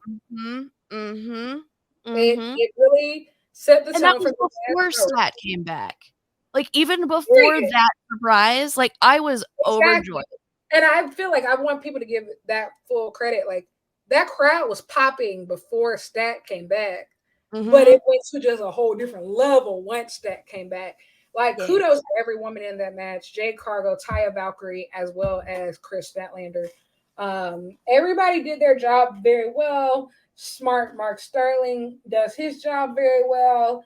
Everybody involved. I think that's how you make Jade. You let Jade go out with a bang. You make her look strong. You make Statlander look strong. It was perfect. I sobbed. Like I unironically like I loved Jade. I loved her title reign. I loved everything about it. I needed her to have a round number of like her undefeated streak. You know what I mean? Absolutely. So like I knew going into 60, she was gonna win. So I was like, okay, maybe what'll happen is Stat will just like come back and challenge, and then they'll like start a feud or something. Like just like early in the day, like hoping that like. because Stat was my favorite, like, even starting out, even, like, during, like, her early, like, Alien shit, like, I just, like, I was just really drawn to her, and so every time she's been injured, it's just been really, really heartbreaking. Best friend stance, we've been going through it, man, like truly, truly. And yeah, no, like I literally the only like wrestling merch that I mean I'm a brokey, so like I like splurged and paid for this poster on a payment plan because there was like a virtual like meet and greet type thing. And I was like, okay, like worst case scenario, I just get to like watch her sign the thing I paid for, you know, like cool. I just ended up like I figured out how to do the things. It was like the first time I had tried to whatever. They sent me an email with a link, kind of like the one that you sent me to do this. And so I didn't know that I was going to be on like pretty immediately. So I just kind of panicked. First, they said my name wrong like 10 times, which I wasn't going to correct them on because why would I use my time to do that? You know, like why would I just like call me Anna? That's fine. You know, it's whatever. But I just like marked out about like her like doing mixed matches on TV and like that being like a cool thing, you know, and was just like thanks for being a strong woman, she basically. was Like amazing. She's so sweet. Like even like her and the media scrum afterwards, like she said thank you like every sentence, like thank you. I'm just so happy to be like I love Stat. Like obviously I love Jade, I love her reign, but like that was what I felt like I was missing from Bianca's loss. Of just like like when meaning. you yeah, like when you have a historic reign like that, make it mean something when this person loses. Like and that like and make it go to some like and make it meaningful. And I felt like that was meaningful. People were like, well, she lost in like a couple seconds. Well, here's the thing, she's protected because she just wrestled a very physical match. And she's too big for her britches. And like Stat is like one of the only people on the roster who can really match Jade power for power for power. Also, Jade was low-key refusing to fight her this time last year. Like exactly. Chris would like, you know, show up and be like, you haven't fought me yet. Like you keep saying you fought everybody on the roster. You haven't fought me. Like, come on, bitch, you know, like, come on, fight me. Exactly. Like it was perfect. And I think like, and it was just special. Like it was already special because like, I think that even if that had just came out and just challenged Jade, that would have been great. Yeah. But doing the match right there, letting her win the title right then and there, like I was expecting that. Like that I did not expect at all. I thought they were going to run the match. Yeah. Thought they were going to run the match on Dynamite or something like. Oh, seriously, yeah. So the fact, like, I screamed when Chris's music hit because I was like, "Is this really happening?" And then she came out and started fighting her. I just started crying, and then when she won, I started crying even harder. Like my neighbors definitely thought something was like profoundly wrong happening in my house. Say, it was loud. I had been waiting for that moment that I typically feel during when I watch AEW pay-per-views. That moment when like I just am standing up in my room, jumping on my bed, and I'm like, ah! And that was the first time of the pay-per-view that like the whole Jade versus Taya stuff, like, and like the first of all, when Jade did her entrance, I was screaming, jumping up and down, trying to find clips to quickly send to my AKA friends before the match started. Like I had 10 seconds in a dream. I don't know. And then I love the match. And then Chris Statlander, and like I'm jumping up and down. I'm like, oh, this feels like an AEW pay-per-view. Now we're cooking. Like now we're cooking. Like I'm in my room. Yeah. Like very, very uncomfortable. And then like now that I look back, very embarrassing type of stuff. I can't believe I just did this on camera, but whatever. It's my show. Say, like, I have my mock shirt on today too, so you know, feeling extra aggressive. But I loved it. It was great moment for everybody. I think everybody, and also I think I'm interested to see what's next for Taya Valkyrie. She's been very, very great in that women's division, and she's a great veteran. And I think that working with her has made other people better. And I think that also like she's just proven that she's a star in her own right. And she wasn't the right person to take the TBS championship right now, but she's proving like I wouldn't mind her seeing her win that one or even the women's world championship down the line because she can go. Like she can go. Like her wrestling ability is up here. She can wrestle the Athenas of the world. She can wrestle the Tony Storms of the world and go like, have 20-minute matches. So like, I'm not worried about her future because like she is such a versatile talent. She can do amazing things. And so I'm excited. Up next was the first part of the co-main event, the Four Pillars match. Yeah. The Four Pillars 4-way. Obviously, I did not want this match to go on last. It did not. Thank you, Tony Khan. However, I knew this match would be good. I didn't really like the build. I will be honest. I wasn't feeling the build to this match at all. But the actual match was amazing. Yeah. They ate that. Like, they ate that. And also, like, I can't believe I'm saying this. The MVP of that match was by and far Sammy Guevara. Yeah, he really has been off. Kind of making me forget that I didn't like him. You know what I mean? Yeah, I do know what you mean. I hate that. And that was like before the pregnancy thing. So, congrats to Ty and Sammy. Also, whoa, pregnancy is running through professional wrestling like the Tomb Raider. Carmella's pregnant. Alexa Bliss announced she's pregnant today. Ty Mella just announced that she's pregnant on Sunday. Congratulations to all these people. Wish you very safe and healthy pregnancies and beautiful babies. But damn, but I also think it's a really beautiful thing because a few years ago, getting pregnant while being an active wrestler was taboo. Mm-hmm. Like, you just didn't do it. You couldn't do it. Like, it just didn't happen. Becky Lynch is really the first instance that I've ever seen happen. And even then, we thought she was never coming back. But we're seeing so many working moms in wrestling now. And I think it's just the coolest thing. Like, Jade.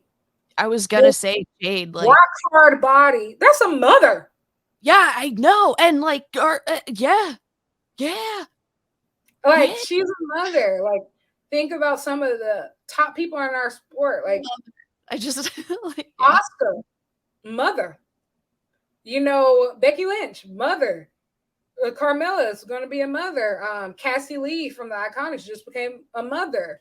And she's getting back on tour to do she's about to do an Australian wrestling tour. She just gave birth not too long ago. It's just like the game has completely changed right now. For women to really have it all, to be able to have families, to be able to have a kick-ass career, to be able to wrestle at the top of their game, on top of their ability. And I love that for everybody. So shout out to everybody who's pregnant right now. Y'all, please slow down, though. Please slow down. Like, between injuries and pregnancies, I'm going to be honest, like, these women's rosters are dwindling. I was going to say, these women's rosters are dwindling, guys. Like, I know time flies when you're having fun, but goddamn. Yeah, but serious. Yeah, congratulations to them. Congratulations to Sammy and Ty. Like, I think that was probably the biggest ovation those two have ever gotten in their relationship in AEW. Like, yeah, that might have been the first time they've ever been cheered together. My biggest issue with it is that Ty went from it was really highlighted in this one promo where Chris Jericho was like giving everybody their like honorifics or whatever. Like, it was like the Spanish god Sammy Guevara, and then he was like, and the lovely Ty Mello, and I was like, lovely. I texted one of my dude friends. I got real mad. I was like, how? Like, I'm like, yeah, she's lovely. Yeah, who cares? You can all see that. Like, the woman is a killer. Like, she fought judo. She's from they talk about that a lot though in AEW All Access. Like, they talked about how her relationship with like that context, like like they talked about like how her relationship with Sammy like negatively impacted her career. And like she had been consistently having a pay-per-view match almost every single pay-per-view cycle.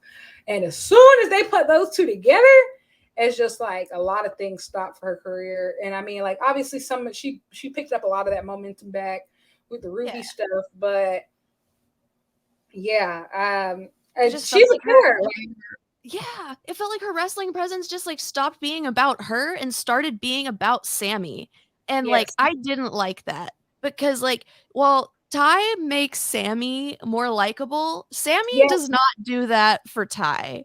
I don't know Yes. how to explain it, and I'm sorry that that's true. But no, I do actually, because I didn't like Sammy that much before they got together because I didn't like his personality. I didn't like a lot about him. And Absolutely. so it just felt like she had dead weight every time she would, whatever. But like metaphorically, like in their real life, I have no, like, I want to make sure that I am very clear because a lot of wrestling fans do get like really weird with like, Really personal. yeah, like I am happy for them as like a couple, like I'm purely talking about their presentation. On screen. Yeah, I just want to say that explicitly. Yeah, I really don't care enough about their personal lives. Truly. Exactly. Yeah, no, like I like their kittens, like I think they're cute. I like I I did like like the pictures from their wedding, like everybody at their 360 booth. Like Tony Khan took the funniest video in that 360 booth at Tyler's wedding. yeah, Oh my man, you're a fun boss, man. Like right? you're just a fun boss, dude. Like, yeah. But the match was great. I think we started seeing the teases of Jungle Boy potentially turning heel. Darby coming out in the Elvis get up was really funny. I wanted him to wrestle in it. I'm mad he didn't wrestle in it. Why didn't he wrestle in it? You know what? I kind of am too now. I kind of am upset about that too. I was just still so geeked at his like I have always been a sucker for his little like art film stuff. Like I have always liked them. But this one in particular, like there were just so many layers to this, including and especially in Max's fiance leaving him. And I don't know how many people thought about that one during that, but I thought of that immediately. And I know everybody was probably just thinking about the fact that, like, there's always an Elvis impersonator, like, doing wedding ceremonies in Vegas or whatever. But let's please remember that Max's fiance left him. And it was referenced when the feud started. Uh-huh. Uh-huh. And once again, with him being left at the Elvis altar. That was really, yeah. I wanted him to wrestle in the Elvis get up. He didn't. Boo. He stripped it off Dalton Castle style. Whatever. So but Dalton yeah, won't I won't be Elvis. MJF isn't my fave, but he did great in that match. Like, I mean, I would say I never really have a problem with him in the ring. Like when he actually wrestles, like my biggest problems with MJF are like always outside. He just wrestles like once every 4 years, so it's plenty to criticize. But no, like the match was great. I loved when they all tapped into and did their mentors finishers and Sammy just went off like that it was the Spanish fly off the top rope on the two other people. I was like, I said, oh, he's wrestling like he really do got a baby on the way. He's trying to feed his family. I said, this mouths to feed. I said, this man has a family to feed. Damn, Sammy. I said, sheesh, leave some spots for somebody else. Yeah, seriously. Like, yeah, seriously. Like, Sammy went crazy. Sammy went crazy. Like, yeah, I had no notes. I said, damn. I said, I give you a hard time, but whoo, I'm scared of you, big fella. But it was a great match. I think it really a great match to show how far each of them have come and how far AEW has come. And I think that it was a good match for the young talent. And I think that it's proof that I don't think that most of them are ready to headline a pay-per-view right now. But I do believe that this was proof that one day they will be. And one day, like, they're still growing. They're still young. It was a really good. It was a really great match. One of the best 4-way matches. Yeah, truly. I also think it was really good to like kind of come full circle with like I don't like okay, so like in like the Ricky Starks interview that came out like I don't know, like yesterday, where he talks about like the pillars being dumb, like as like a concept. I'm grossly oversimplifying what he said because he said it so eloquently and like beautifully and whatever. And I'm just like, he said it so well. I'm just not even gonna try. I'm not gonna do it justice. But like, him talking about being like the foundation or like the roofer or like, being willing to like do the like grass in the yard. He's like, I just want to, I love Ricky Starks. But that's I I hate the concept of like the four pillars for the same reason that like he presented. However, in this match, I will say that like I feel like those were four of the, like no, they weren't the first four people signed, obviously, but those were four of the first people signed. So I think like they were the first four young guys that the company decided to invest in. Like exactly, they were the first four, and I think like call them the four pillars. I feel like is an exaggeration, but you can call them the first four. They were the first four young guys. Before you get Ricky Starks, before you get Hobbs, before you get Daniel Garcia, before you get Wheeler Yuta, they were the first four young guys that AEW committed to growing from scratch. Yep. So, yeah, I completely agree there. And I think that this was a great full circle moment, especially since Double or Nothing was AEW's first ever event. And so it was great full circle. I do think we need to really stop saying the pillars thing because Tony didn't even come up with that shit. It was MJF who said that. Yeah, of course it was. Fucking course it was. So like, yeah, no, and that is exactly like that's exactly what I was getting at, and that it is like beautiful, poetic, full circle because the first four shit. Yeah. Like first four. Yes. Moving on to my favorite match on the card. One of my favorite matches of my life at this point. I went back and I rewatched yesterday. Anarchy in the Arena 2. I will say, I started that match in an Elite t-shirt. I ended that match and I switched to my BCC t-shirt. One, because I sweat through my Elite shirt. But two, because I felt like I needed to support them both at that time. That match was where, in the words of John Moxley, one of my all-time favorites, as you see, I have his shirt on right now. Beautiful pro wrestling violence. Like, I loved the storytelling, like, and it started from the gate. Like, you have the Elite having the 4-man entrance with Carry On Wayward Son, the 4 silhouette, the Bucks gear you see has all of everybody's and the horseshoe. Cutler did her big one. Shout out to Denise Cutler. We actually saw something behind the scenes on BTE this week of like how that gear came together. Good, because I really want, like, if I had a closet full of joggers that were modeled after Young Bucks gear, I would be the happiest human person on the planet. I have the sneakers. Like, I have the sneakers, not the ones that they wore for that, but I have the ones that they designed. Yeah. I wore them to full gear. Yeah, I wore them to full gear. You had Hangman's gear, which had 4 butterflies, which was the callback to when he came out and saved the Bucks. When those butterfly pants, those famous butterfly pants, loved it. Then you had Kitty, Captain Canada, the Steve Rogers gear. It was beautiful. Like, it was beautiful. Like, I know I sound like I'm about to cry. Maybe I am. I don't know. But like when Kitty and Hangman, they started singing, looking at each other. Shit. No, I'm gonna cry. I lost it. They were just looking at each other. It was just so. They started singing to each other. I started. It was perfect. It was amazing. And that's just the entrance. That's just one. BCC comes out. Do we need to... Oh, yeah, go ahead. Sorry. Oh, no, never mind. You go. Yeah, BCC comes out in these matching cut-off vests. The vests, yes, except for The Brian. Brian was the only one. and they're all designed. And I also found out a neat tidbit of information on Twitter. I forgot who said this, but shout out to you, whoever found this out.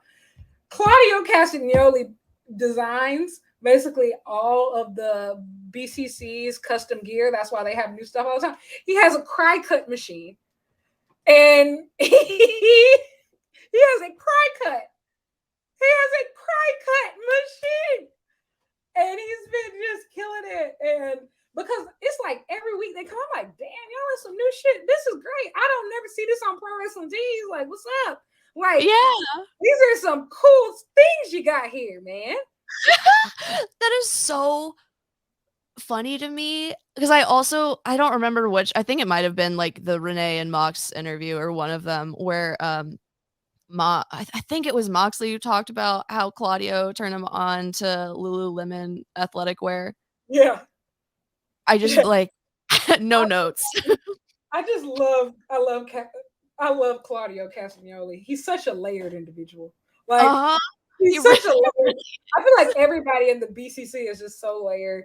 They start off fighting. You have Wild Thing played live. That guy had on a weird mask, but I'm not gonna get into that. The lead singer, but it was that video of Homelander. It was perfect, down to the most minute details. It was absolutely perfect. You had like it starts like when somebody throws a popcorn bucket, Nick Jackson puts it over somebody's head.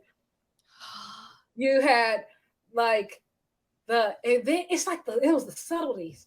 Like when you suddenly hear Don Callis sneak on commentary. And Kenny doesn't see him. And then like whenever Kenny comes back towards the ring, Don hides. He hides. It was so much that happened. I look back and I was like, that match is actually 27 minutes long.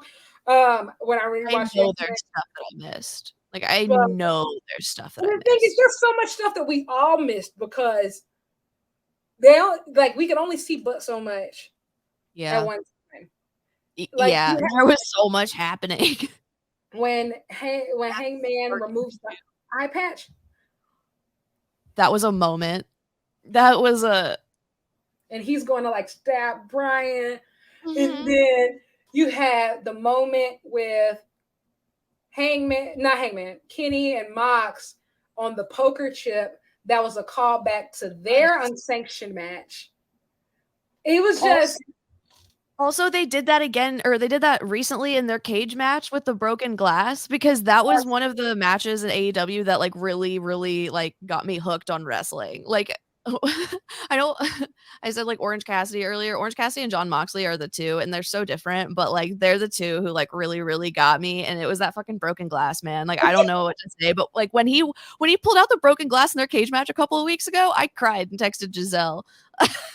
It's perfect. Broken glass. Perfect. Like, and then like you had they're brawling out in the crowd. Claudio is like, I don't know why Claudio is so funny to me. Like, but like whenever he does like celebrates after doing the craziest shit to Matt Jackson, like what are you doing? What are you doing? Nick Jackson is just incredible. Like they super keep the lead singer. It was just a lot. Like people were getting thrown away, like off the stage. It was absolutely nuts. Yeah, they were being thrown everywhere. I always love when Matt Jackson does that Northern Light suplex, like down the ramp. What else? Wild. He had the sparking shoe thing. Like I know it was gimmicky, but I loved it. I saw that and I said, "Oh." I love magic. First, Mox was the one to take that. I said, I know he loved it. Like I know he loved it. And then you had him take. Then They take off his shoe. They whoa, Claudio punts it into the crowd. They take off his sock. The book shoe, I guess. They take off his sock. Yeah. And the thumbtacks. The scream I scrumped. And then like I'm getting exhausted just talking about it. Like, I mean, so much happened. It was very eventful. Man, that moment when they were surrounded and they just looked at each other, it was like, we got this. And it was a callback to them being a team again. And I cried. I'm such a beauty. I feel it. And it was just like the thumbtacks, and Kenny hits the one-winged angel on Bryan Danielson, but Yuta jumps in and ends it. Like, that was the craziest near fall. Yeah, serious. And it was just it's so many different things, and then they're choking each other out, and this is pro wrestling. And then fucking Takeshita. And like, I think what hurts the most is that he didn't smirk. He didn't smile. His face was cold-blooded. And I'm like, no emotion. Yeah. Like, and then his birthday tweet that he shared was like, reborn or some shit like that. And I'm like, yeah, apparently reborn. It actually got a lot of engagement, but like, I quoted it with the picture. You ever seen that meme like "Welcome Home, Cheater"? Oh yes, so I did see that. Like it. That's a shame because I edited it and said "Happy Birthday, Cheater," because what the fuck was that? Seriously, like, did somebody shit on his cinnamon bun? Like, I don't understand. I watched BTE, but so I definitely saw the heel turn coming. But man, that hurt me. Like, that hurt me because like the other, like a couple weeks ago on BTE, they were like, Nick Jackson was like, yeah, the Elite is the best storytellers in professional wrestling. Oh, and he said Bloodline. He said Bloodline. And I was like, oh yeah. His face when he said that was priceless too. And it was so funny. Like, and I just love the little bits of storytelling. Like, they told it so well because like Matt and Nick, they were like, oh yeah, like Takeshi's in the Elite. Like, he's in the Elite. And like Kenny's like, he won't say it. Like, he's just on his phone, like just scrolling. But when it came time for Hangman, like, he's like, of course, like, you're the Elite. Like, yeah, it's just like Kenny's always been very apprehensive, and like, it's just, oh my God, it was amazing. Anarchy in the Arena, like, that was some of the most fun I've ever had as a wrestling fan. And honestly, that was one of the times, like, I typically always want to be in the crowd, but I'm really glad that I was able to watch that at home, because now that I think about it, the people who were there live, they probably did not get the full experience. Yeah, they probably only see so much. You only get your vantage point, you know, like, if you decide to go wait at the concession stands, that means you see what's happening at the concession stands. If you are in the crowd, you are in the crowd. If you're on the ramp, you're on the ramp. So like, and obviously there are screens and stuff there, but like, I'm really glad that I watched at home because I feel like I got as best of the experience as possible. But Anarchy in the Arena, man, 5+ stars. I would say 5.5, 5.75. Yeah. It is also so nice to see the Elite together again. And also, like, the Elite and the Blackpool Combat Club are some of my all-time favorites. Kenny Omega and Bryan Danielson are probably two of my all-time favorite wrestlers. Hangman is one of my favorite wrestlers of this generation. Young Bucks is probably one of my favorite tag teams. Jon Moxley is one of my favorite wrestlers. Like, Claudio Castagnoli is one of my favorite wrestlers. Wheeler Yuta is somebody who I see as the future of pro wrestling. Like, yeah, I love both of these teams. Also, like I said, I switched from my elite shirt to my BCC shirt, and like I have merch from all of these people. Like I have Young Buck shoes, Kitty Omega shirts, Mox t-shirts, BCC shirts, BCC jackets. Like the amount of money that I've spent on payment plans on pro wrestling tees is abysmal.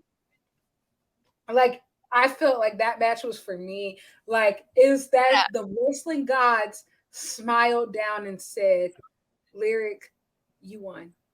Yeah, seriously. Yeah. It's beautiful. A lot of good shit there. There was just, That was the match that was so good to where, like, guys, I don't care how you felt about the rest of the pay-per-view. That was a pay-per-view. In its own right. Like, by itself, yeah. That was worth the price of admission. Like, that was it. Like, just to be able to say that, yeah, I witnessed Anarchy in the arena too. I saw it. That was worth buying. Yeah. Because I couldn't imagine, like, yeah. Imagine living without just watching highlights of that. Like, watching it in real time was spectacular. I wouldn't even know which parts to, like, you know, to tell people to, like, go to. Like, yeah, like it was just really that iconic. You gotta watch it finish. Yeah, so that was Double or Nothing. Very happy with how, especially that second half of the show turned out. I know that they're going to come harder for Forbidden Door, and it's exciting. It's an exciting time to be an AEW fan. But speaking of Forbidden Door, which is also being done in conjunction with New Japan Pro Wrestling, this weekend wrapped up a very great tournament in Best of the Super Juniors 30. We saw a lot of things get confirmed in those matches, the tag matches leading to it, including officially making the match for Jon Moxley to return to New Japan Pro Wrestling for the first time in Japan for the first time since 2019, but for Claudio Castagnoli to be announced as the mystery partner.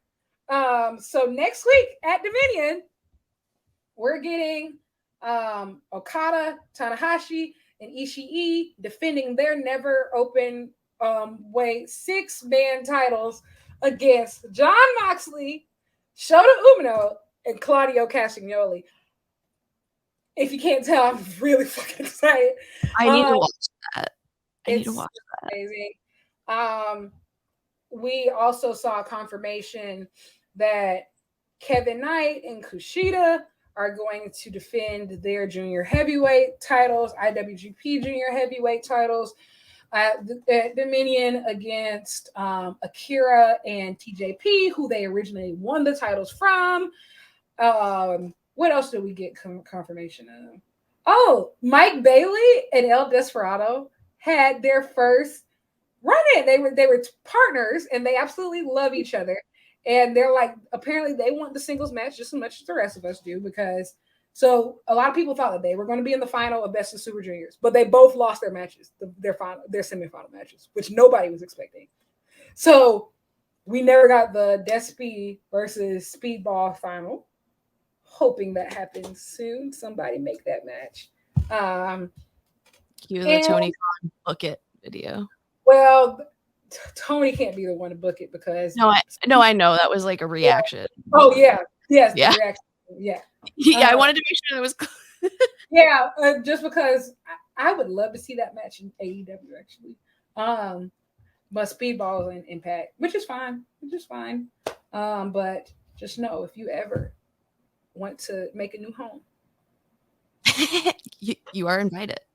You Speedball, you too can be all elite. But what else happened? There were, I think there was been a lot of stuff. You know who we didn't see at the Best of Super Junior final show? Yota Tsuji.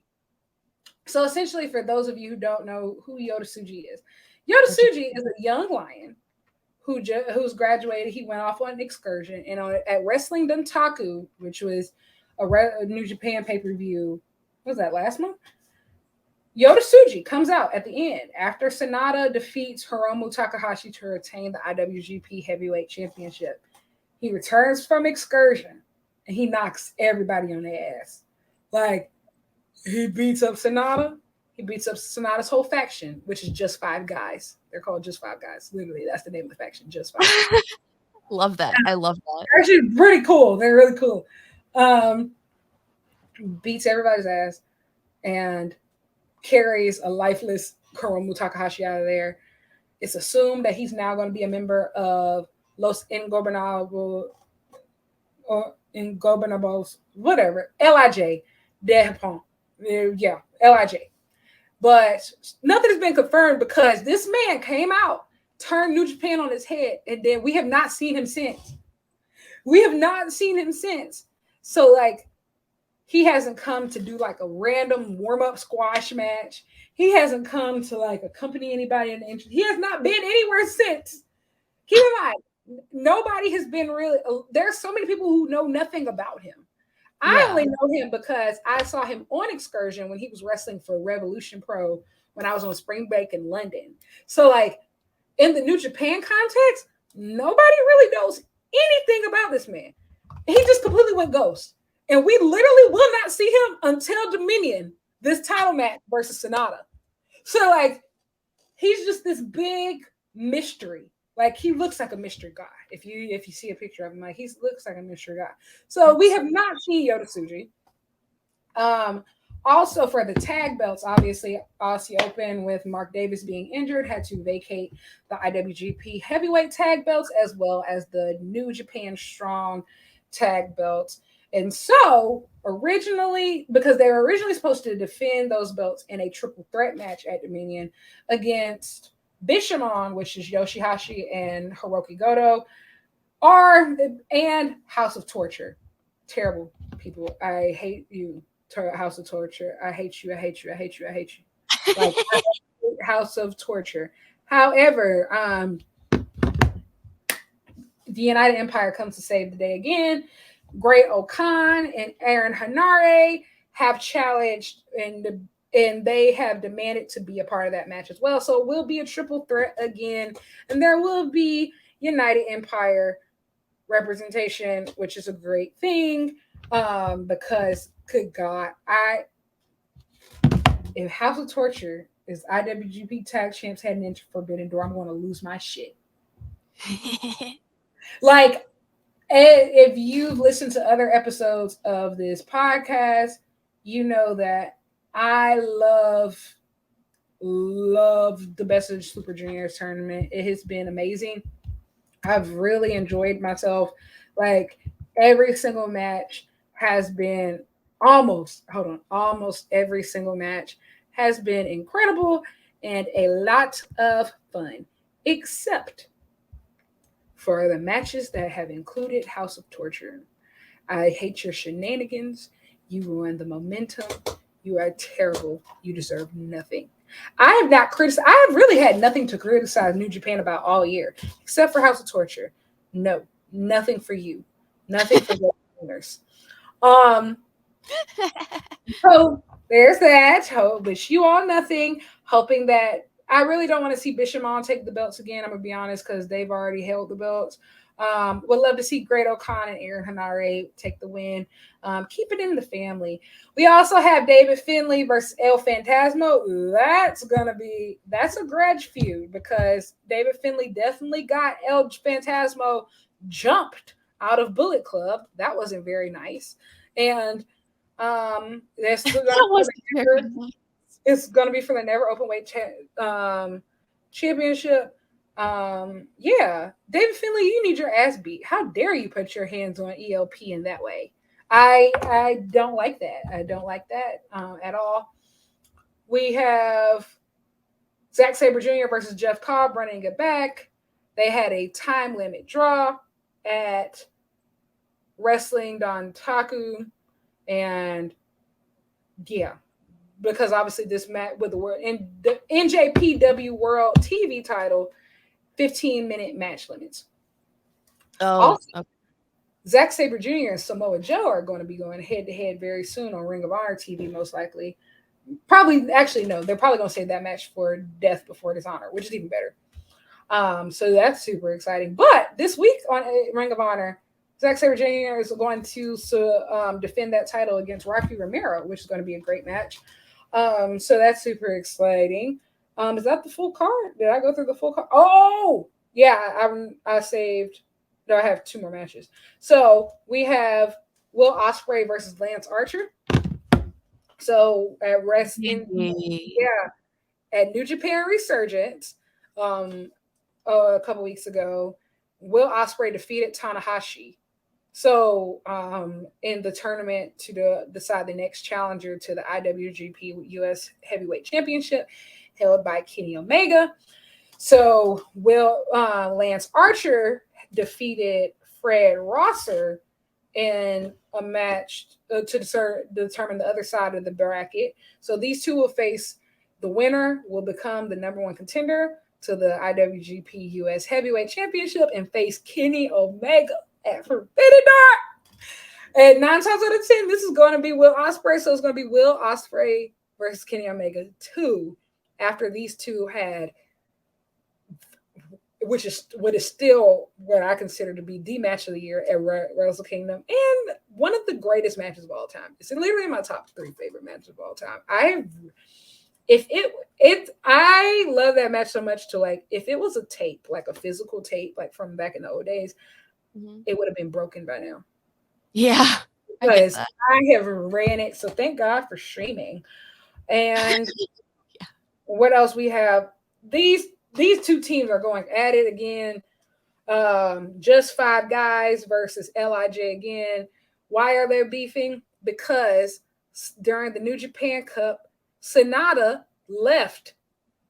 He left LIJ, joined at the time just 4 guys, became just 5 guys, completely changes his look because he used to have this like blonde lion little thing going on, shaves off his facial hair, and he dyes his hair black.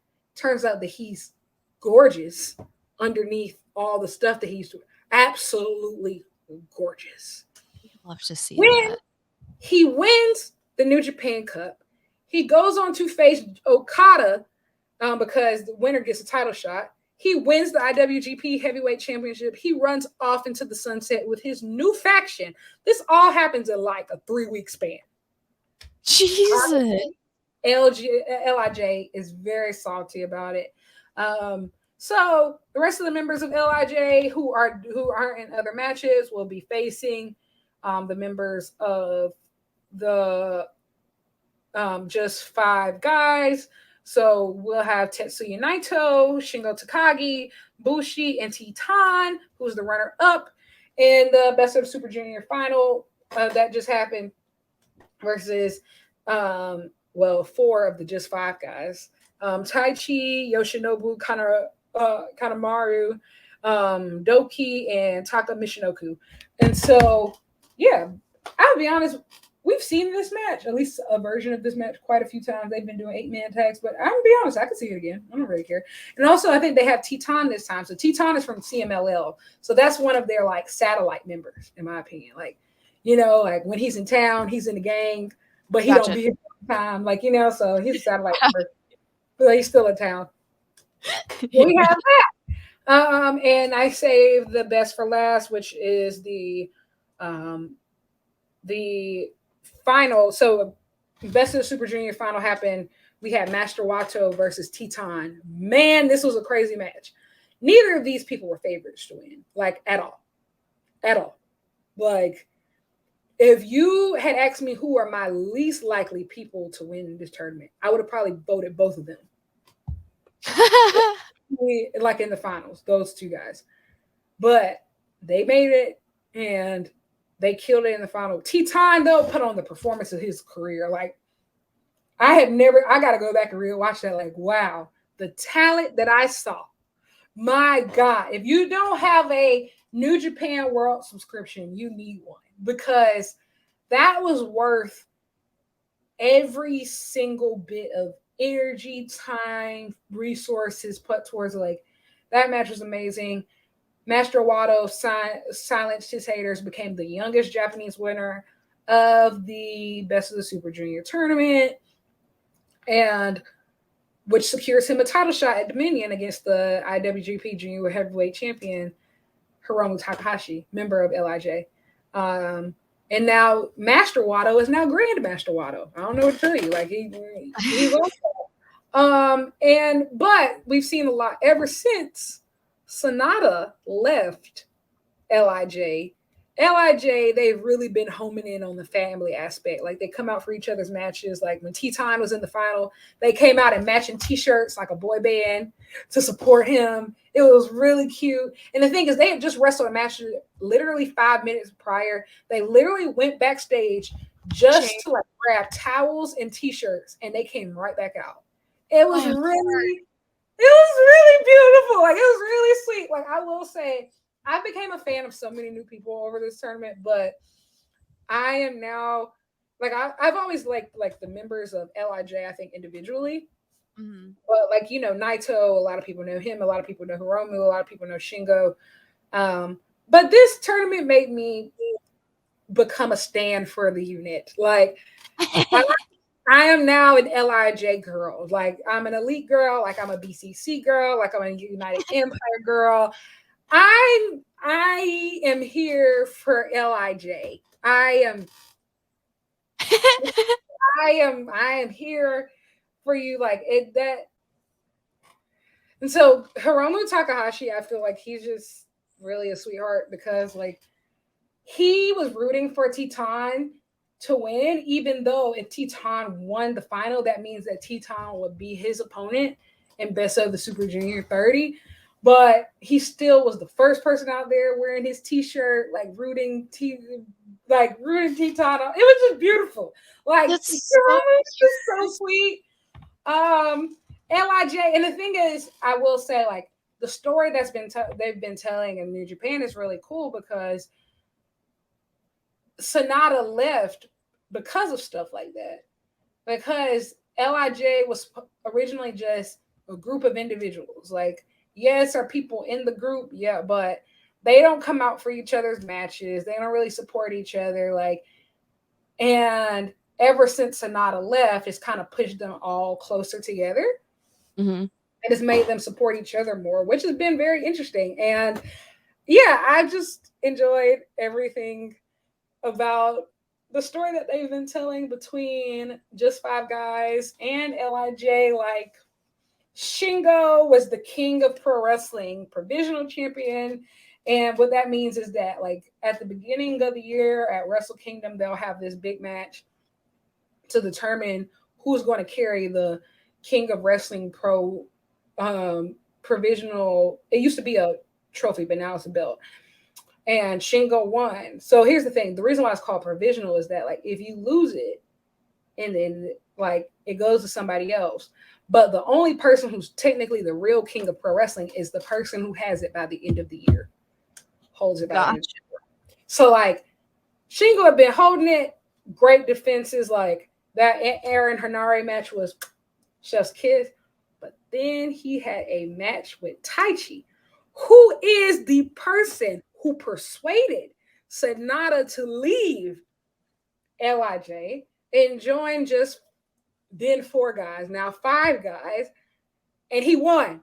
Now Taichi has the case. So like LIJ has been taking L's back to back to back to you know, Just 5 Guys. You know, in some cases they have gotten their lick back. Like for example, Hiromu had a title match against Yoshinobu Kanemaru, who's also affectionately known as Uncle Nobu because he always comes out with a bottle of liquor every match. That's Uncle Nobu. And Hiromu won the match, but goddamn, Nobu beat the hell out of him. And so, you know, they've just been going back and forth. I said all that to say that the 8-man tag is going to be great. But I was just emphasizing of like how talking about like the actual IWGP Junior Heavyweight match, which will feature Hiromu versus Master Wato. yeah, they've come very far, and like I'm excited to see Lij support him, but also I'm very interested to see like if Hiromu wins this match. So like in the thing about it is in the Best of the Super Juniors tournament, just like Junior One Climax in New Japan, the champions participate in the tournament, which is different from a lot of places. So they actually participate. So Hiromu lost a few matches he's a 3-time back-to-back winner, but he lost a few matches, so that's why he wasn't the winner, even though he was the champion. So, but typically, if you pin the champion at any time, you're entitled to a title shot. So, 2 men specifically pin him: Speedball Mike Bailey and Leo Rush. And so, it's interesting that if Hiromu retains the title, he has 2 like ready to go challengers who are waiting on him. So that's just my little Dominion preview. I am very excited about the state of New Japan Wrestling. Actually, like I said, I'm recording this on a Tuesday, but at 5:30 a.m. I will be getting back up to watch the Noah show because we have Kino versus Nakajima, which is really interesting because very similar story to like what's going on in New Japan. So Go Shiozaki, really great guy for Noah. He's been out with injury for a long time. He had his return match at what was that? That was Noah. What was that? What was that show called? Was it? It was it Majestic. It was called Noah Majestic. Has his return match, and he's in this tag match. Like what was it? 8-man tag, 6-man tag, something like that. Tag match. He loses. He gets pinned by Nakajima. Nakajima is a member of Congo. It's a faction. And so he's been in Congo this whole time. However, Nakajima pulls Go Shiozaki back up, stands back up, and we think that he's about to punch the shit out of him or something like that. But instead, he hugs them, shakes his hand. These 2 used to be a tag team back in the day. And he looks Kino in the face, the leader of Congo, and says, yeah, I'm leaving Congo and I'm going back with Go Shiozaki. We're going to be a team again. Like basically, we're back together. I don't need y'all anymore. Like I know that I ran to y'all when we fell out, but we're back together now and I don't need you anymore. Oh, drama. Drama. So this Kano Nakajima singles match has been brewing ever since that because obviously Kano feels betrayed. And also, Kano and one of his tag team partners and Noah faced Go Shiozaki and Kashuko Nakajima in a tag match. And Axis's, because that's the name of the tag team, Axis's big return match. Them back together, they had their coach together. Really, also, I love their presentation, by the way. Their gear is amazing. Like, I love it. Yeah, so they lost to Congo. They lost to Congo, and so everybody's looking for revenge. Kano is always angry. He's just always angry. If you've ever seen that meme circulating around on the internet about that blonde guy covered in a trash bag, that's Kano. Oh. Yeah, that's Kano. Kano. He's always angry. He has a blog on YouTube. It doesn't have English subtitles, but even if you just watch it like with the sound off, he's fucking hilarious. But yeah, so we get the famous singles match tonight. Well, at 5:30 a.m. Yeah, after a little exactly. By the time you all listen to this, it would have already happened, and you would have already seen my crazy tweets about it. So yeah, that is the state of New Japan and Noah as of right now, in addition to AEW. Anything that you're looking forward to? I am really looking forward to Forbidden Door. I know that's cheesy because we're just talking about like pay-per-views right now, but I'm really excited about it. I need this to happen. You know how RJ would do like the Road to Revolution and shit? Whatever. Mm-hmm. I need him to be the Forbidden Door man. I need him to act like he's like posted up outside of like a hotel or something. You know, he's just a doorman, but he's guarding the Forbidden Door, you know? And like he'll do it. He'll do it. I hope he does. If he doesn't, I'll take it personally, and I don't know him. He doesn't know me. I love He that. likes my tweets sometimes, and that's pretty cool. But I don't know him. I'm just like, oh, cool. RJ City liked my cringy response to his funny tweet. Yeah, I think that he would totally do it. Yeah, I'm excited for Forbidden Door too, and I think like it's just so much stuff happening like everywhere. Everybody's putting on big shows like this weekend. Like Trinity has a match this weekend. I'm actually really excited about. She's facing. Also, shout out to Impact. I watched Under Siege. Yeah, Watched Impact Friday. Yeah, on Friday. You say? Yeah, it was this past Friday. They did their Under Siege pay per view, and it was really good. The standout matches, of course, I love Trinity versus Giselle Shaw. I think that Chris Sabin and Trey McGill had a good one. Deonna Purrazzo and Jordan Grace had a good one. And the crazy thing is, I almost skipped this match. I think I originally did skip this match, and I went back and watched it because I was like, I don't know how I feel about watching a PCO match in the main event. But man, that Steve Macklin PCO match, crazy, fucking bonkers. Like that was one of the most brutal matches I've ever watched, and that's saying something. I'm a John Moxley stan, and I gotta watch it. He stapled PCO's mouth together. Oh, I saw that clip on Twitter. And PCO pulled out the staples. They put Scott D'Amore through a flaming table. Like, here's the thing. Here's the thing, man. Steve Macklin, I have not been on the full train for you being Impact World Champion.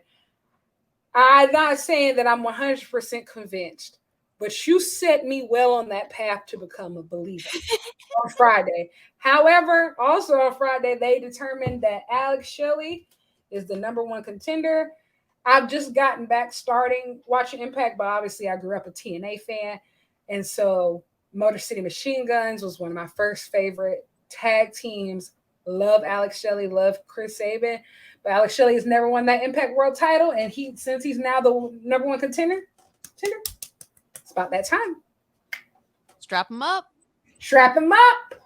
But no, hats off to Impact for a great show. Wow.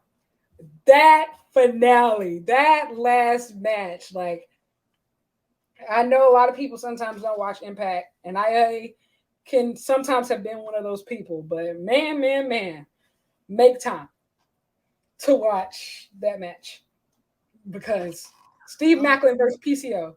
PCO is in his 50s, man. Like, why? I don't get it, bro. Like, I don't get it, but damn, like, yeah. I mean, like, why is Sting putting himself through tables right now?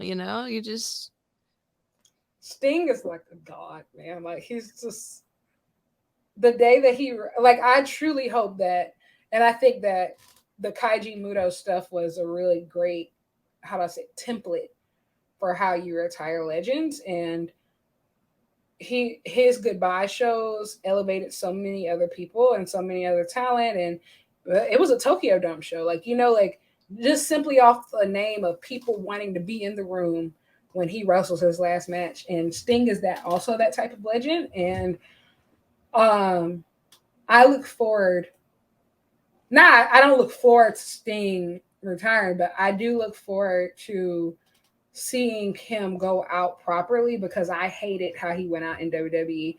I hated how that match went. Like, I feel like that match that he had with Triple H at WrestleMania, why did he lose? Like, I feel like that was them trying to get that last final dunk on WCW, and it was just petty. And you didn't even give us the match we asked for. We asked for Sting versus Undertaker. That's the match that we asked for. How did Triple H end up there? Like, where in the syllabus was Triple H? And then you had Sting lose? Yeah. After the same weekend he goes in the Hall of Fame? Oh. It was nasty business all around. It was nasty. It was nasty business. Nasty. It was nasty. Like, I will say, like, WWE, you've done a lot of unforgivable things, but for me, that's still top 2 and not 2. Like, yeah, I'm very upset. And I'm not even a child of the WCW generation. I met Sting through TNA. I saw Sting for the first time through TNA. Like I said, that good old TNA, man, that main event mafia. Yeah. So yeah, trust, you will be dealt with.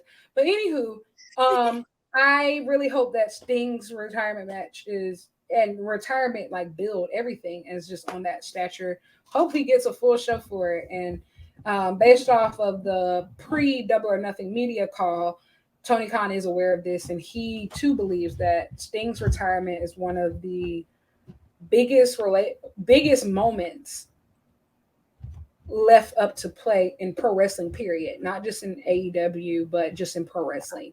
Like, he's just an icon. Like, even people who haven't watched wrestling in 20 plus years, if you show them a picture right now, they know exactly who Sting is. They love Sting and they remember Sting.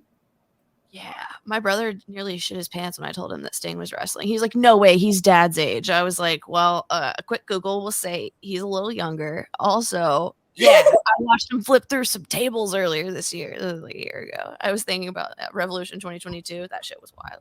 When I was at for Full Gear, and I get to say that I saw Sting do one of those crazy dives.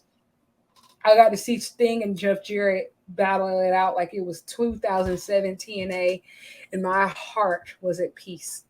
Doesn't get much better than that, folks. Yeah, I'm here for it. Doesn't get much better than that.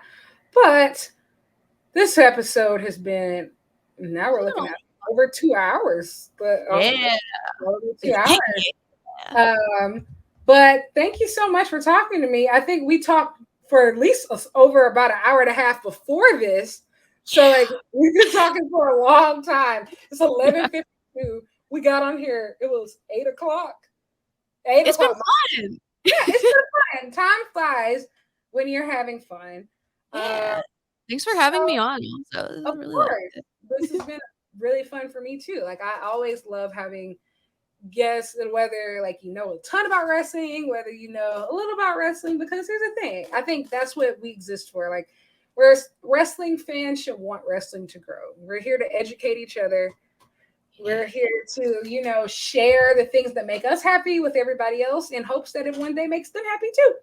Mm-hmm. So how can the people find you, Anna? I am on Twitter at toxic_T-Rex. Both of those have 2 X's in it. That's also my TikTok handle. Yeah. I mostly talk about politics on TikTok though, so don't go there if that's not what you're looking for. I realized that after I said it. I'm sorry. No, listen, hey, I think a healthy variety of both. That's also why I have like 2 Twitter accounts. Like, there's Lyric Swinton, there's Lyric Wrestling. Both are public, but you know, hey, you know what you're signing up for with each one.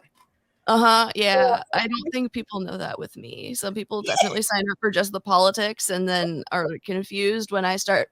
My favorite was I tweeted one time, Dynamite was, and then I put a fire emoji, and then, you know, somebody who doesn't watch wrestling saw that and was like, yeah, Dynamite and fire they go hand in hand. Oh no, oh no. I think it's almost the opposite for me, like even on my personal account, like, because, well, it just depends on some people. Like some people, like people who've been friends with me since elementary school, they're like, yeah, Lyric been on this shit since we was like in like 3rd grade, man. Like, it's so funny. There was a rumor going around, like, hey, like they actually asked one of my best friends this, but a guy that I grew up with and his mom, I think she was over at their house. I was like, hey, is Lyric, or his mom asked, is Lyric a wrestler? And then he was like, nah, she really been true to this shit, Mom. Like, she been doing this since like we were kids. She been like this forever. And then my friend was like, no, she's not a wrestler. She just loves wrestling. He was like, hey, he said, like, I'm not judging or anything. Like, I support her. She really been doing this. I'm like, no, I've been barely walking a straight line without tripping over my own feet. Like, but I appreciate the support. So yeah. So here we go. Yeah. Don't go to my TikTok if you're not there for politics, because that's all it is. So there we go. Well, I don't even know how to use TikTok, so you will never find me there.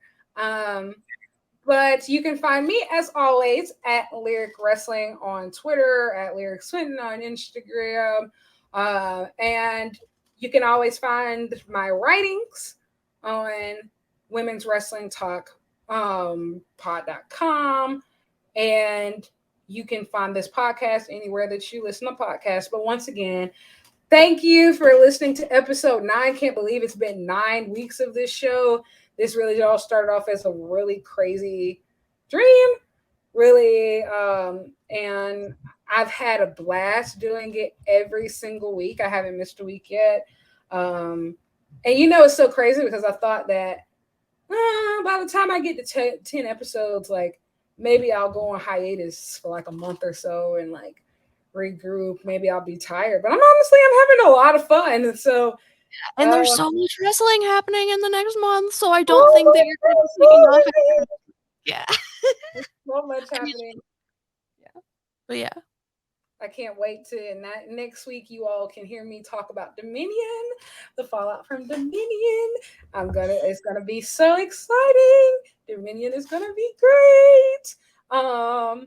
And for the fallout from Double or Nothing tomorrow. It's gonna absolutely. And I think also Dominion is going to really impact Forbidden Door a lot. And so that's going to be great because I'm almost positive this is going to set up Mox versus Okada at Forbidden Door, and it's going to be glorious. I cannot wait.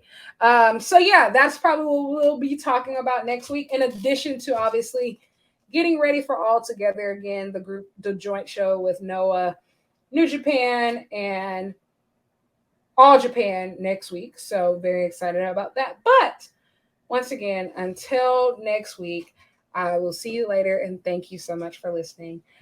Goodbye.